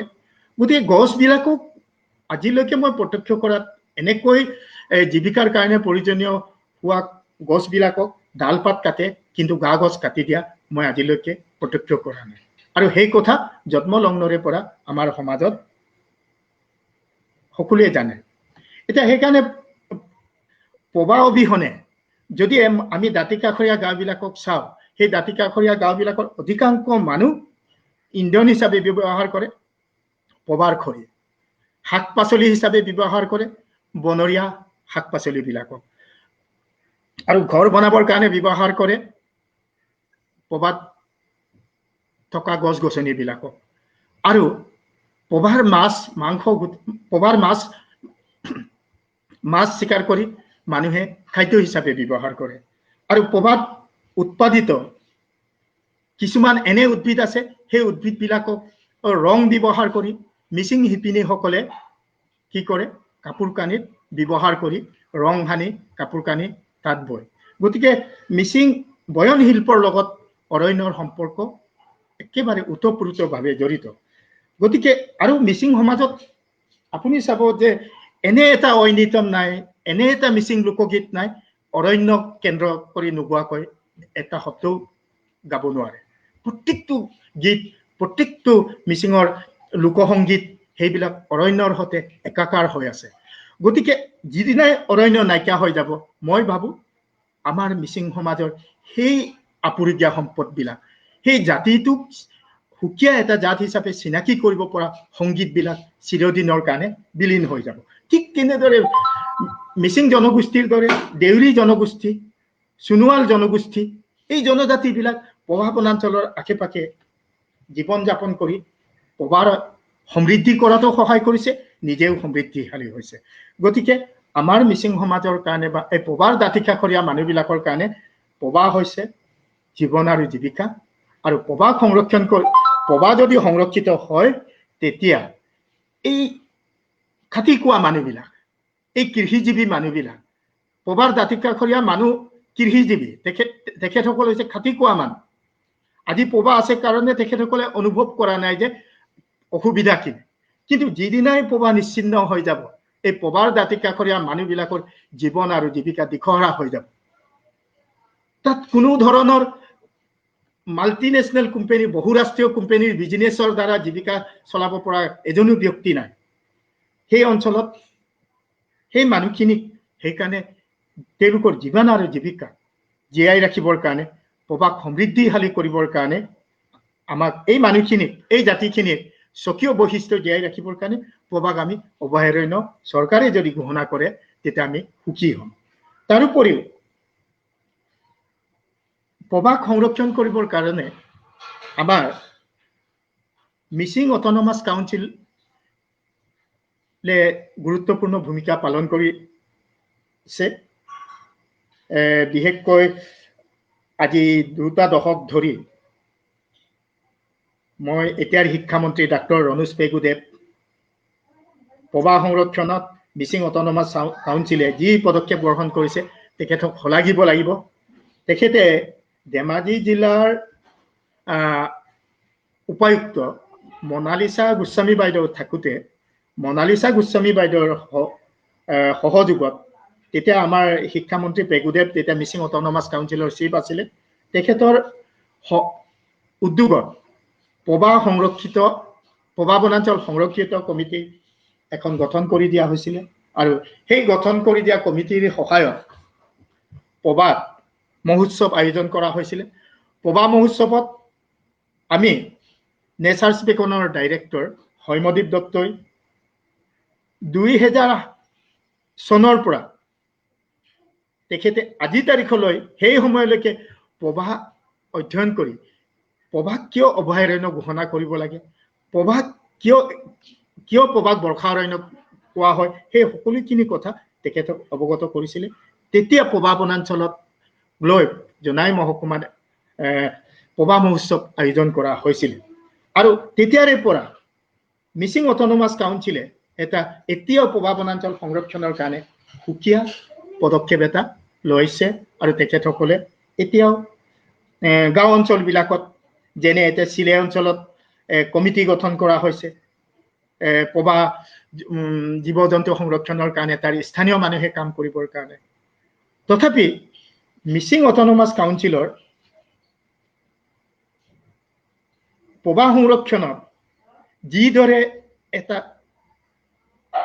উদ্যোগ যিদৰে এটা গতি দিব পাৰিব লাগিছিলে সেই গতিটো যেন ক'বাত দিব পৰা নাই তেনে এটা মোৰ ভাৱ হয় আৰু মিচিং অট'নমাছ কাউন্সিলে যদি ইচ্ছা কৰে পবা বনাঞ্চলক কাৰণ মিচিং অট'নমাছ কাউন্সিলৰ ভিতৰত একমাত্ৰ সংৰক্ষিত বনাঞ্চল এখন আছে অক্ষত অৱস্থাত সেইখনেই হৈছে পবা বনাঞ্চল পবা বনাঞ্চলক অভয়াৰণ্য ঘোষণা কৰি প্ৰাকৃতিক সংৰক্ষণৰ কথাটো বাদেই দিছে পবা বনাঞ্চলত সম্ভাৱ্য উদ্যোগবিলাকৰ ভিতৰত এটা ভিলেজ টুৰিজিম গ্ৰাম্য পৰ্যটন উদ্যোগ পবা বনাঞ্চলক কেন্দ্ৰ কৰি এটা পৰ্যটন উদ্যোগ পবা বনাঞ্চলক কেন্দ্ৰ কৰি এটা আশে পাশে গ্ৰাম্য অঞ্চলত বনানীকৰণৰ এটা সুবিধা সম্পূৰ্ণ আছে সেইবিলাক আমাৰ মিচিং অট'নমাছ কাউন্সিলৰ বিষয়ববীয়াসকলে যদি গ্ৰহণ কৰে পবা বনাঞ্চল সংৰক্ষিব এইখিনিতে মই সদৌ শেষত এইটো কথাও সংৰক্ষিত হেৰি কৰিব বিচাৰিছো যে পবা বনাঞ্চল বহুতে ক'ব খোজে বা কোৱা শুনো যে পবা বনাঞ্চলক অভয়াৰণ্য ঘোষণা কৰিলে ঘোষণা কৰিব পাৰো যদি স্থানীয় মানুহে সংৰক্ষণ নকৰে তেতিয়া ইয়াক ঘোষণা কৰাৰ কোনো অৰ্থ নাথাকিব কিন্তু আপোনালোক চাব পবা বনাঞ্চলৰ দাঁতিকাষৰীয়া অঞ্চলত থকা চিলে গাঁৱৰ যুৱকসকলে পবা বনাঞ্চলত তেওঁলোকে যিটো জ্ঞানেৰে ঢুকি পাইছে সেই অনুযায়ী পবা বনাঞ্চলৰ ভিতৰত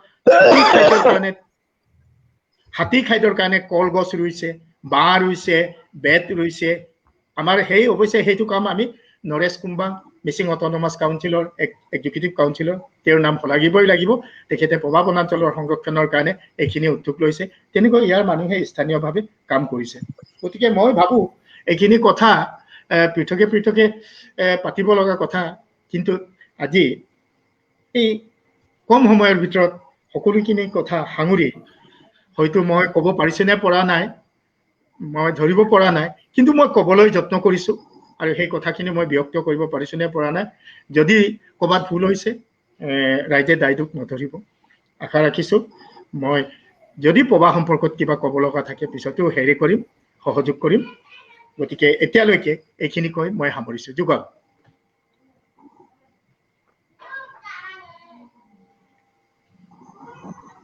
ধন্যবাদ আগৰৱালা ছাৰ আপুনি পবাৰ দাঁতিকাষৰীয়া গাঁওসমূহৰ এতিয়া আভাস দাঙি ধৰিলে তেওঁলোকৰ সৈতে পবাৰ সংপৃক্ততা এই বিষয়ে উল্লেখ কৰিলে MSC কি কৰি আছে এইখিনি কথা অৱগত কৰিলে গতিকে আমাৰ ৰাইজ নিশ্চয় এই কথাখিনি অৱগত হৈছে আৰু কৰণীয় আছে ৰাজনৈতিক সদিচ্ছাটো জগাই তুলিবই লাগিব যিহেতু আমাৰ এতিয়া ৰণোজ পেগু ডাঙৰীয়া অসম চৰকাৰৰ সন্মানীয় কেবিনেট মন্ত্ৰী হিচাপে আছে আমাৰ স্থানীয় বিধায়ক ভুৱন পেগু ডাঙৰীয়াও আছে গতিকে তেওঁলোকে চৰকাৰক যাতে পবাখন অতি শীঘ্ৰেই বন্যপ্ৰাণী অভয়াৰণ্যলৈ উন্নীত কৰে তাৰ সঠিক পদক্ষেপ আগবঢ়াই দাবী জনাই এইটো তেওঁলোকৰ পৰা আশা কৰিছো যিহেতু ৰাজনৈতিক সদিচ্ছা অবিহনে এখন কেতিয়াও আজি আলোচনা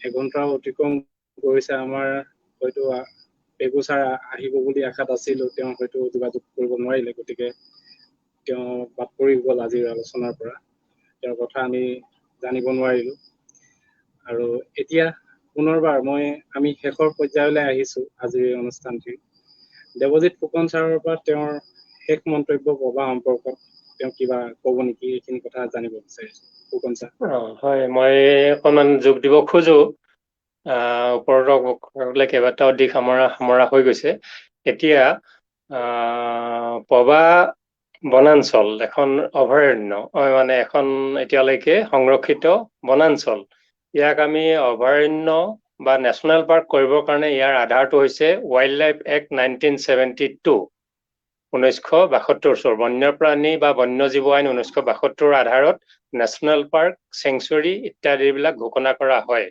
এই 72 চনৰ পাছৰ পৰা 2006 চনত আৰু 2012 চনত আকৌ 2015 চনত সংশোধন কৰা হ'ল ৱাইল্ড লাইফ এক্ট সংশোধন কৰি তাক আগতকৈ শক্তিশালী কৰিলে কেইবাটাও দিশত চেংচুৰী প্ৰতিষ্ঠা কৰাৰ পৰা বন্যপ্ৰাণী অপৰাধৰ ব্যৱস্থা লোৱা ক্ষেত্ৰলৈকে আমি দেখি থাকো কেতিয়াবা সলমান খান উলমি আছে মনসুৰ আলী খান পাটাৱাৰী উলমি আছে এতিয়া ৱাইল্ড লাইফ এক্টত তেওঁলোক এতিয়াও ৰেহাই পোৱা নাই যিকোনো মুহূৰ্তত যদি শাস্তি ঘোষণা কৰে তেওঁলোকৰ বিভিন্ন কঠোৰ শাস্তি সন্মুখীন হ'ব অৰ্থাৎ আইনখন শক্তিশালী তাক ৰূপায়ণ কৰিবৰ কাৰণে আমাৰ সদিচ্ছা আৰু তাৰ কাৰণে যিটো আধাৰ যিটো বেসিক ডৰচিয়াৰ যিখিনি তথ্য এইখিনি আমাক সহায় কৰে ৱাইল্ড লাইফ এক্ট অধীনত নেশ্যনেল পাৰ্ক বা চেংচুৰী ঘোষণা কৰিবলৈ তাত প্ৰধানকৈ পাৰামিটাৰ আছে তাত যদি অঞ্চলটোত অৰণ্যখনত যদি বিশ্বজুৰি বিপদাপন্ন প্ৰজাতিৰ উপস্থিতি গতিকে তেতিয়া চেংচুৰী বা নেশ্যনেল পাৰ্ক হিচাপে ঘোষণা কৰিবলৈ ই যুক্তিসিদ্ধ বিশ্বজুৰি বিপদাপন্ন গ্লোবেলি থ্ৰেটেন স্পেচিছ অন্যটো হ'ল বিপদাপন্ন প্ৰজাতি তাৰ অন্যটো হ'ল নিয়াৰ থ্ৰেটেন স্পেচিছ আৰু অন্যটো হ'ল তাত এনেকুৱা প্ৰজাতি উপস্থিত আছে যাৰ অধ্যয়নে হোৱা নাই not data deficient not studied yet এনেধৰণৰ প্ৰজাতি গতিকে আমাৰ ওচৰ যিকেইখন মহাবিদ্যালয় আছে কলেজ আছে ইউনিভাৰ্চিটি আছে আমাৰ কেইবাজনো গৱেষকো আছে তাতে আমাৰ এই আলোচনাটো ডক্টৰ সৌম্যদেৱো আছে তেওঁলোকৰ তথ্য পাতি তেওঁলোকে যদি তাত গৱেষণা কৰিছে তেনেধৰণৰ প্ৰজাতিৰ তালিকা আছে নেকি সেইটো আমি উলিয়াই তাৰ যিকেইটা globally threaten species schedule 1 schedule 2 schedule 3 species schedule 1 schedule 2 schedule 5 লৈকে আছে 5টো অবাঞ্ছিত প্ৰজাতি অৰ্থাৎ ভাৰ্মিন বুলি কোৱা হয় তাৰ বাদে গোটেইকেইটা বিশেষভাৱে সংৰক্ষণ কৰিবলগীয়া প্ৰজাতি শিডিউল 1 মানে হ'ল যেনে হাতী শিহু বাঘ এনেধৰণৰ যিবিলাক অতি বিপদাপন্ন প্ৰজাতি এইবিলাক শিডিউল 1 গতিকে তাত শিডিউল 1 নিশ্চিতভাৱে আছে হাতী থাকে ঢেকীয়াপতীয়া বাঘৰ আমি মুখামুখি হৈছো গৈ পেলাই বাঘটোৱে খোজ কাঢ়ি থৈ যোৱাৰ পাছত তাৰ খোজত কলমটো দিছো কলমটো লুকাই গৈছে গতিকে শিডিউল 1 স্পেচিছ তাত আছে তেনেধৰণে গাহৰিৰ জাক আছে গাহৰি দুষ্প্ৰাপ্য প্ৰজাতি তাতে আছে হৰিণা আছে চৰাই ক্ষেত্ৰত তেনেকুৱা ধৰণৰ আছে মিচিং ভাষাত এটা চৰাই কয় মলং বুলি কয় সেইটো চৰাই ৰাতি চিঞৰে ৰাতি মাত দিয়ে কাৰণে মলং তাক অদৃশ্য চৰাই সেইটো হয়তো দেওহাঁহো হ'ব পাৰে জমদাকিনী হ'ব পাৰে বিভিন্ন দুষ্প্ৰাপ্য চৰাই হ'ব পাৰে মিচিং ৰাইজৰ মাজত প্ৰচলিত সেই চৰাইটো তাত প্ৰবাদ আছে গতিকে এনেধৰণৰ তালিকা এটা কৰি আমি তাত বিশ্বজুৰি বিপদাপন্ন বা শিডিউল 1 স্পেচিছ আছে এই কথাটো সাব্যস্ত কৰাটো প্ৰয়োজন দ্বিতীয়টো হ'ল congregation of large number of species মানে একেটা প্ৰজাতিৰে বহু সংখ্যক প্ৰজাতি যদি উপস্থিত হয় বহুত ডাঙৰ চৰাইৰ জাক বহুত ডাঙৰ হৰিণাৰ জাক গাহৰিৰ জাক নতুবা বাঘটোৰ জাক পাতি নাথাকে তেনে যিবিলাক প্ৰজাতি সৰহীয়াকে থাকে সেই সৰহীয়া থকাৰ অৰ্থটো হ'ল ইণ্ডিকেশ্যন অফ হেবিটেট সাফিচিয়েঞ্চি অৰ্থাৎ বাসস্থানৰ পৰ্যাপ্তি থকাৰ বাবে ইমান জাক প্ৰজাতি তাতে থাকিব পাৰিছে সেই তালিকাও আমি গৱেষকসকলৰ পৰা সংগ্ৰহ কৰি নতুবা নতুন গৱেষকক নিয়োগ কৰি আমি সেইটো ডাটাবেছ বা ডৰচিয়াৰ প্ৰস্তুত কৰাত জড়িত হ'ব লাগে এইখিনিৰ দ্বাৰা আমি গভৰ্ণমেণ্টক কনভিন্স কৰাব পাৰিম যে পবা বন্যপ্ৰাণী অভয়াৰণ্য বা বন্যপ্ৰাণী ৰাষ্ট্ৰীয় উদ্যান হ'বৰ কাৰণে উপযোগী এখন স্থান আৰু অন্যান্য ভৌগোলিক কাৰণটো ক'লোৱেই প্ৰব্ৰজনৰ কাৰণে গুৰুত্ব এই কথাটো ক'লোৱেই গতিকে এইখিনি আমি হেঁচা সৃষ্টি কৰাৰ ক্ষেত্ৰত এই ডাটাবেছ ডৰচিয়াৰ বুলি কোৱা হয় এইটো দৰকাৰ আমি যি সময়ত সেই সময়ত পবাৰ চৌপাশে অৰণ্য বা পবাৰ অধ্যয়নৰ কামত গৈছিলো তেতিয়া কিন্তু কল্পনাও কৰা নাছিলো যে চেংচুৰী কথাটো আমি প্ৰস্তাৱ কৰিম কাৰণ এইটো 99 চন 2000 চন 2002 3 4 কথা কৈছো তাৰ পাছৰ পৰা ক্ৰমান্বয়ে পৰিৱেশ সজাগতা যিমানেই বাঢ়িল জোনাই ৰাইজৰ বা ধেমাজি জিলাৰ ৰাইজৰ সিমানেই পবাৰ কথাটো দৃষ্টিগোচৰ হ'ল আৰু নিজতে এটা আলোকপাত সৃষ্টি হ'ল লুক আউট সৃষ্টি হ'ল অৰ্থাৎ পবা দেখোন এখন সুন্দৰ অভয়াৰণ্য হ'ব পাৰে গতিকে এই কথাটো ইতিমধ্যে এষ্টাব্লিছ হৈছে ৰাজ্যজুৰি ৰাজ্যৰ পৰিৱেশ কৰ্মী সকলোৱে জানে পবা ৰাষ্ট্ৰীয় উদ্যান হ'ব লাগে আৰু সাহিত্য সভাই তাক দাবী জনাইছে সমগ্ৰ ধেমাজিবাসী ৰাইজে যিয়ে পবাৰ বিষয়ে জানে তাতে পবাৰ কথাটো কৈছে আমি সেইটো অনুসৰি 99 চনৰ এটা সময়ত 2000 চনৰ আৰম্ভণিতে সেই সময়ত থকা এজন বিষয়া IAS বাল্লাপু কল্যাণ চক্ৰৱৰ্তী তেওঁ SDO আছিলে জোনাইত তেখেতক লৈ সকলো সাংবাদিকক লৈ বিশিষ্ট ব্যক্তিসকলক লৈ এটা ডাঙৰ দল প্ৰবাসনৰ অভ্যন্তৰত প্ৰৱেশ কৰিছিলোঁ আৰু প্ৰবাসনৰ প্ৰায় আমি 20% বা 15% মান আমি ভ্ৰমণ কৰিছিলোঁ। কৰোঁতে সেই বিষয়ে এজন এতিয়া দিছপুৰত এজন উচ্চ পদস্থ আমোলা, তেখেতকো আমি যোগাযোগ কৰিব পাৰোঁ। তেখেতে তাতে হাতীৰ মৃতদেহ পৰ্যন্ত চাই আহিবলৈ পাইছে। অৰ্থাৎ পভাৰ বৈশিষ্ট্য, পভাৰ বিচিত্ৰতা, পভাৰ গুৰুত্ব তেখেতে ইতিমধ্যে বুজি থোৱা এজন বিষয়া। তাৰ পাছত আহিছিলে ডক্টৰ কৃষ্ণ কুমাৰ ত্ৰিবেদী, তেওঁ তেতিয়া ডক্টৰ হোৱা নাছিলে, এজন যুৱক নিচিনা মানে SDO আছিলে। তেওঁ পভাৰ এই আন্দোলনৰ লগত, পভা নহয় সমগ্ৰ অঞ্চলৰ পৰিৱেশ আন্দোলনৰ লগত জড়িত আছে। তেওঁ এজন উচ্চপদস্থ আমোলা, আমি যোগাযোগ কৰিব লাগে। তেওঁ তাৰপিছত শিৱসাগৰ DC হৈ থাকোঁতে ডক্টৰেট হৈছে ডক্টৰ কৃষ্ণ কুমাৰ দ্বিবেদী। তেনেধৰণে এতিয়া অৱসৰ হৈছে হয়তো বিবেকানন্দ ফুকন, চৰাইদেউ জিলাৰ DC আছিলে। গতিকে সেইসকলকো জনাব লাগে, তেওঁলোকে পভা তহিলং কৰা ব্যক্তি এজন বিবেকানন্দ ফুকন। কবু চাপৰিত আমি গৈ ৰাতি থাকোগৈ, দিবাকৰ পাণ্ডে ঘৰত খোৱা বোৱা কৰোঁ, বাবু চাহেবৰ ঘৰত ৰাতি শুওঁ। এফালে থাকে বন্যপ্ৰাণী, এফালে থাকে অৰণ্য, এফালে থাকে নদীৰ কোবাল সোঁত, এইবিলাকৰ মাজত আমি ভ্ৰমণ কৰি ফুৰা কথা। সেই সময়ত সেই বিষয়াসকলক তেনেকে জড়িত হোৱাত আমি পাইছিলোঁ। তেনেকে বহু কেইজন বন বিষয়া আৰু সেই সময়ত উজনি অসমৰ, পূব অসমৰ যিজন কমিশ্যনাৰ, তেওঁ পভা ফুৰি গৈছে। এই পভাৰ গুৰুত্বটো তেওঁ অৱসৰ হ'ল বোধহয়, নামটো এই মুহূৰ্তত মনলৈ অহা নাই। গতিকে আমি সেই নেটৱৰ্কটো ব্যৱহাৰ কৰিব লাগে এই দাবীটো আমি জোৰদাৰ কৰিবৰ বাবে। তেওঁ মোক যোগ দিবৰ বাবে কোৱাৰ বাবে যুগল সন্দিকৈদেৱে মই এইকেইটা কথা সংযোগ কৰিলোঁ। ধন্যবাদ সন্দিকৈ। ধন্যবাদ ফুকন ছাৰ। আপোনাৰ বক্তব্যৰ জৰিয়তে আপুনি পভাত উপবিষ্ট কেইবাটাও প্ৰজাতিৰ কথা উল্লেখ কৰিলে, যিকেইটাৰ জৰিয়তে আমি পভাক এখন বন্যপ্ৰাণী অভয়াৰণ্যলৈ উন্নীত কৰাৰ দাবী জনাব পাৰোঁ, এই বিষয়ে জনালে। গতিকে আপোনাক বহুত বহুত ধন্যবাদ। ইয়াৰ পাছতে মই শেষৰ মন্তব্য আগ্ৰহৰ বাবে আমাৰ মাজত থকা আন এগৰাকী সমল ব্যক্তি আগৰৱালা ছাৰক অনুৰোধ জনাইছোঁ পুনৰবাৰ।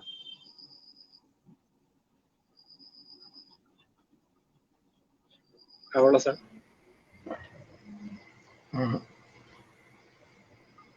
ধন্যবাদ যুগল। শেষৰ মন্তব্যত মই এই কথাই ক'ব বিচাৰোঁ যে অসম চৰকাৰে পভা বনাঞ্চলৰ অভয়াৰণ্য ঘোষণা কৰিব পৰা যোগ্যতা আছে নে নাই এই সম্পৰ্কত দুবাৰ প্ৰতিবেদন প্ৰস্তুত কৰিছিলে। মনালিছা গোস্বামী বাইদেউৰ যেতিয়া উপায়ুক্ত হৈ আছিলে তেতিয়া এবাৰ প্ৰস্তুত কৰিছিলে, আৰু দ্বিতীয়বাৰ অলপ এবছৰমান আগত প্ৰস্তুত কৰিছিলে। সম্ভৱতঃ আমাৰ নেচাৰ্ছ বেকনৰ সদস্য, আজি অনুষ্ঠানটো এংকৰিং কৰি আছে যুগল সন্দিকৈ, প্ৰধানমন্ত্ৰীলৈ এখন চিঠি প্ৰেৰণ কৰিছিলে।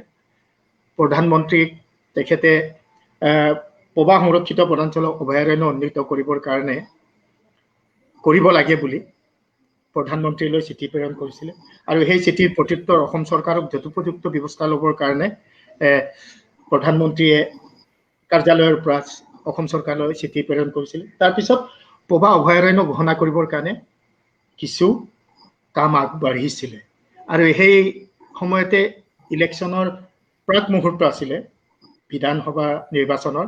আমাৰ তদানীন্তন মুখ্যমন্ত্ৰী সৰ্বানন্দ সোণোৱালদেৱ আহি ইয়াত ৰাজহুৱাকৈ ঘোষণা কৰিলে যে পভা অভয়াৰণ্য যোগ্য এখন বনাঞ্চল, ইয়াক অভয়াৰণ্য অচিৰেই ঘোষণা কৰা হ'ব। নিৰ্দিষ্ট দিন তাৰিখ উল্লেখ কৰা নাছিলে।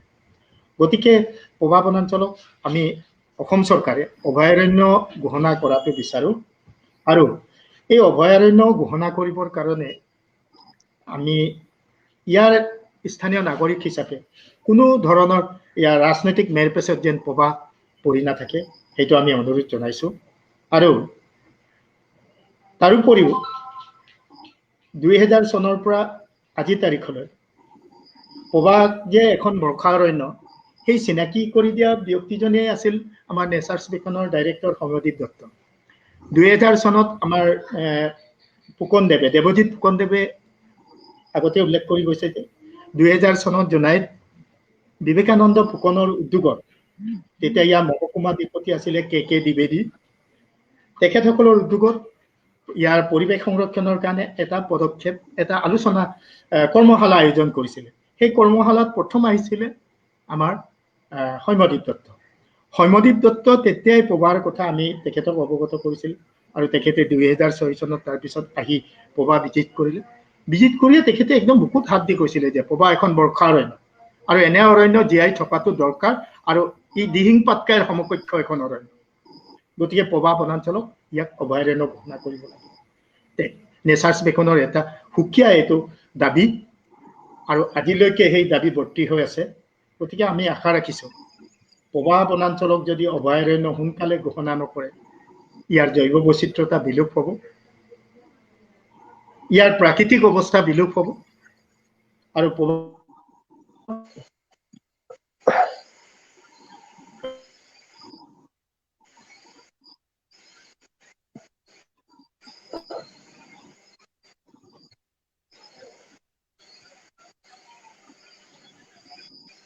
স্যাৰ শুনিছেনে? সম্ভৱতঃ ছাৰৰ বিচ্ছিন্ন হৈ গৈছে নেটৱৰ্কৰ প্ৰব্লেম হৈছে। নেটৱৰ্ক বিচ্ছিন্ন হৈছে বুলি ইণ্টাৰনেটৰ ছাৰৰ অসুবিধা নেটৱৰ্ক হয়তো। বিচ্ছিন্ন হৈছে। আমি হয় ছাৰৰ কথাখিনি উপলব্ধি কৰিব পাৰিছো যি ক'ব খুজিছিলে তেওঁ। নেচাৰ্ছ বেকনে আজি 100 বছৰে চৰকাৰক তথা সংশ্লিষ্ট কৰ্তৃপক্ষক দাবী জনাই আহিছো আমি পবা বৰ্ষাৰণ্যক অভয়াৰণ্যলৈ উন্নীত কৰি স্থায়ী সুৰক্ষা তথা আইনী সুৰক্ষা প্ৰদান কৰাৰ দাবী জনাইছো। এই মুহূৰ্তত আমাৰ নেচাৰ্ছ বেকনৰ সঞ্চালক মহোদয়ৰ পৰা এটা মেছেজ আহিছে, আমি আমাৰ কাম কৰি যাব লাগিব যেতিয়ালৈকে পবা অভয়াৰণ্য নহয়। ছাৰে ঠিকেই কৈছে, আমি আমাৰ কাম কৰিয়ে যাব লাগিব। যেতিয়ালৈকে আমি আমাৰ কাম কৰি যাম, আমি যেতিয়ালৈকে অভয়াৰণ্য নহয় আমি তেতিয়ালৈকে যুঁজি থাকিম। আশা ৰাখিছো সকলো ধেমাজিবাসী, লখিমপুৰবাসী, অসমবাসী ৰাইজে আমাৰ এই প্ৰচেষ্টাত সহযোগিতা আগবঢ়াব। এতিয়া মই আমাৰ আনজন হল ব্যক্তি ডক্টৰ নৱকুমাৰ চমুৱাক তেখেতৰ শেষ মন্তব্য আগবঢ়াবলৈ অনুৰোধ জনাইছো। ধন্যবাদ।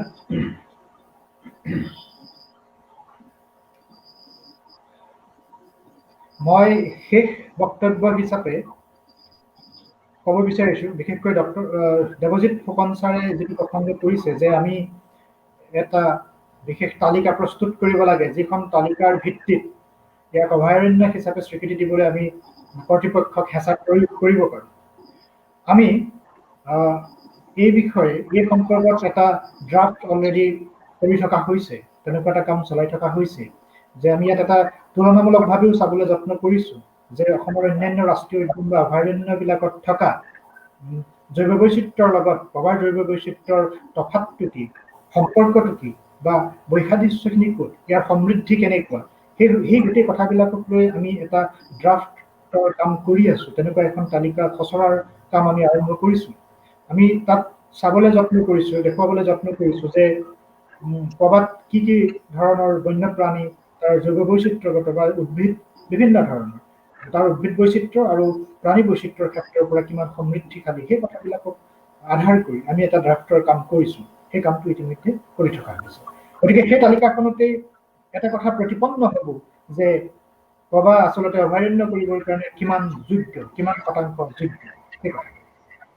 দ্বিতীয় কথাটো হ'ল যে আমি এক প্ৰকাৰে ক'ব পাৰোঁ যে ৰিগবি, চিৰুং, বাহিৰ চিলাই মানুহক লৈ গঢ়া হ'ল পবা অভয়াৰণ্য।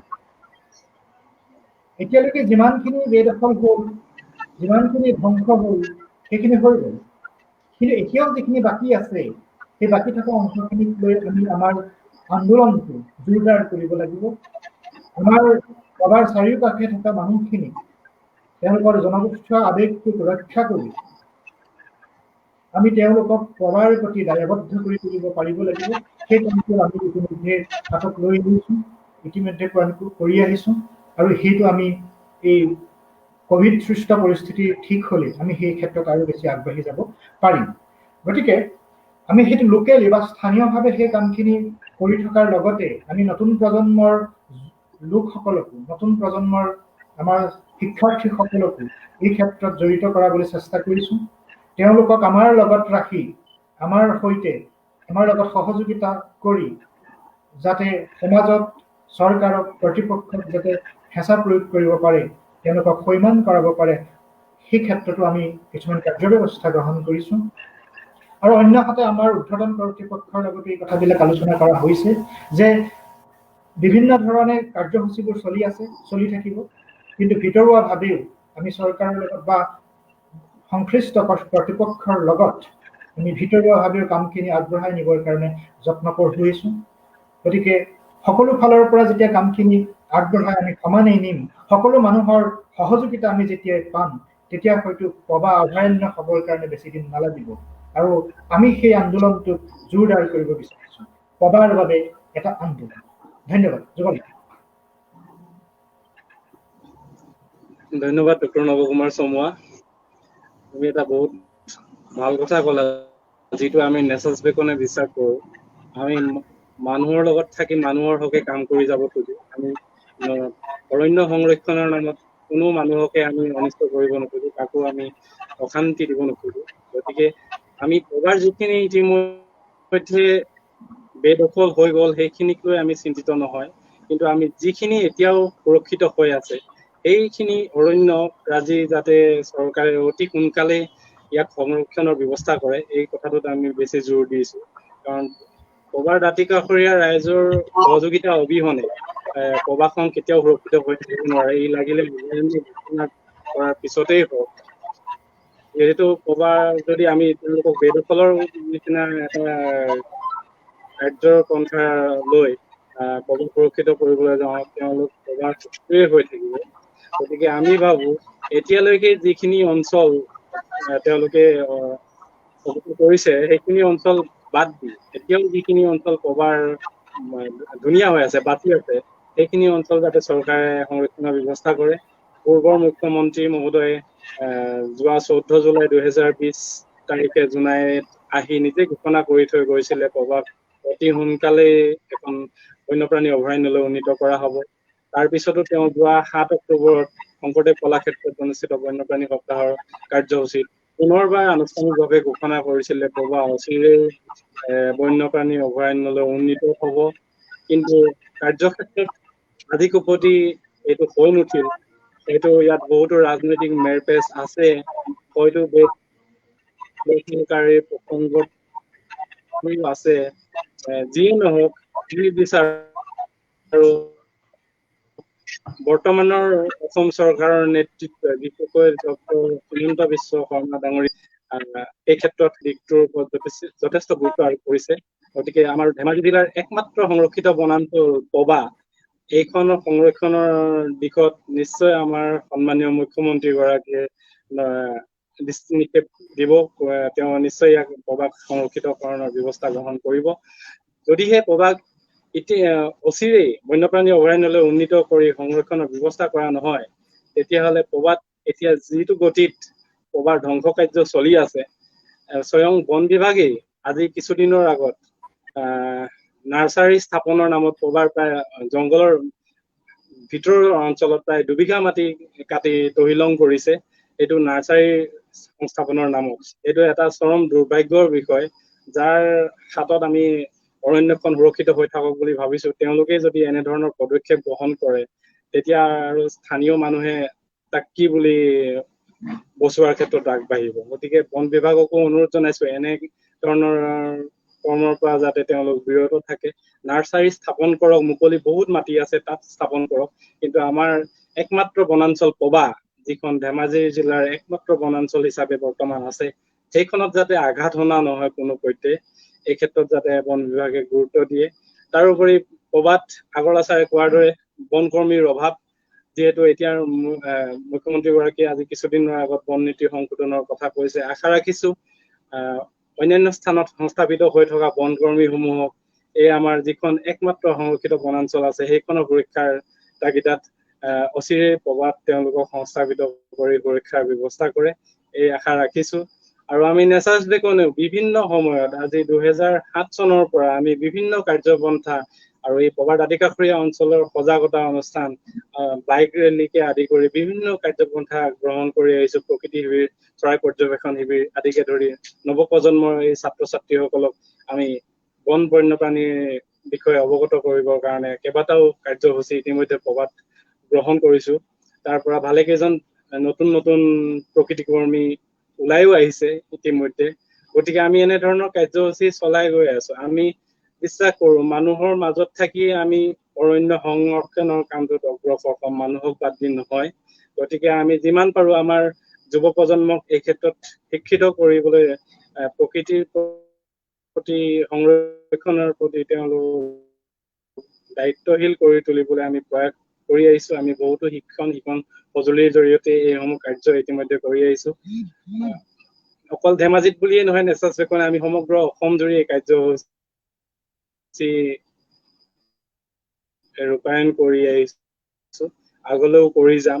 কিন্তু আমাক লাগে এই সকল যুৱ প্ৰজন্মৰ সহযোগিতা, আৰু যাক আমি সহযোগ কৰিবলৈ পাই নিশ্চয় সুখী হ'ম।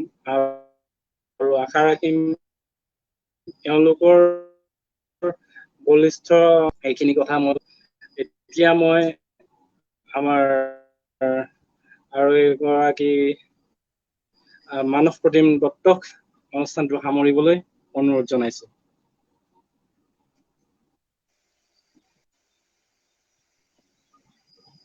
ধন্যবাদ যুগল দা। আমি ইতিমধ্যে আজি এই আলোচনাৰ পৰা প্ৰবাহ আৰু প্ৰবাহৰ ভৱিষ্যত আৰু বৰ্তমান সম্পৰ্কে বহুখিনি কথাই অৱগত হলো। আৰু আমি সকলোৱে জানো যে এই বৰ্ষৰ পৰা বিশ্ব পৰিৱেশ দিৱসৰ দিনাৰ পৰা আমাৰ পৃথিৱী জুৰি আৰম্ভ হৈছে আমাৰ পৰিস্থিতি তন্ত্ৰৰ পুনৰুদ্ধাৰ দশক, অৰ্থাৎ পৰিস্থিতি তন্ত্ৰক পুনৰ আগৰ অৱস্থালৈ আনিবৰ বাবে এটা দশক, এটা 10 বছৰীয়া এটা যাত্ৰা।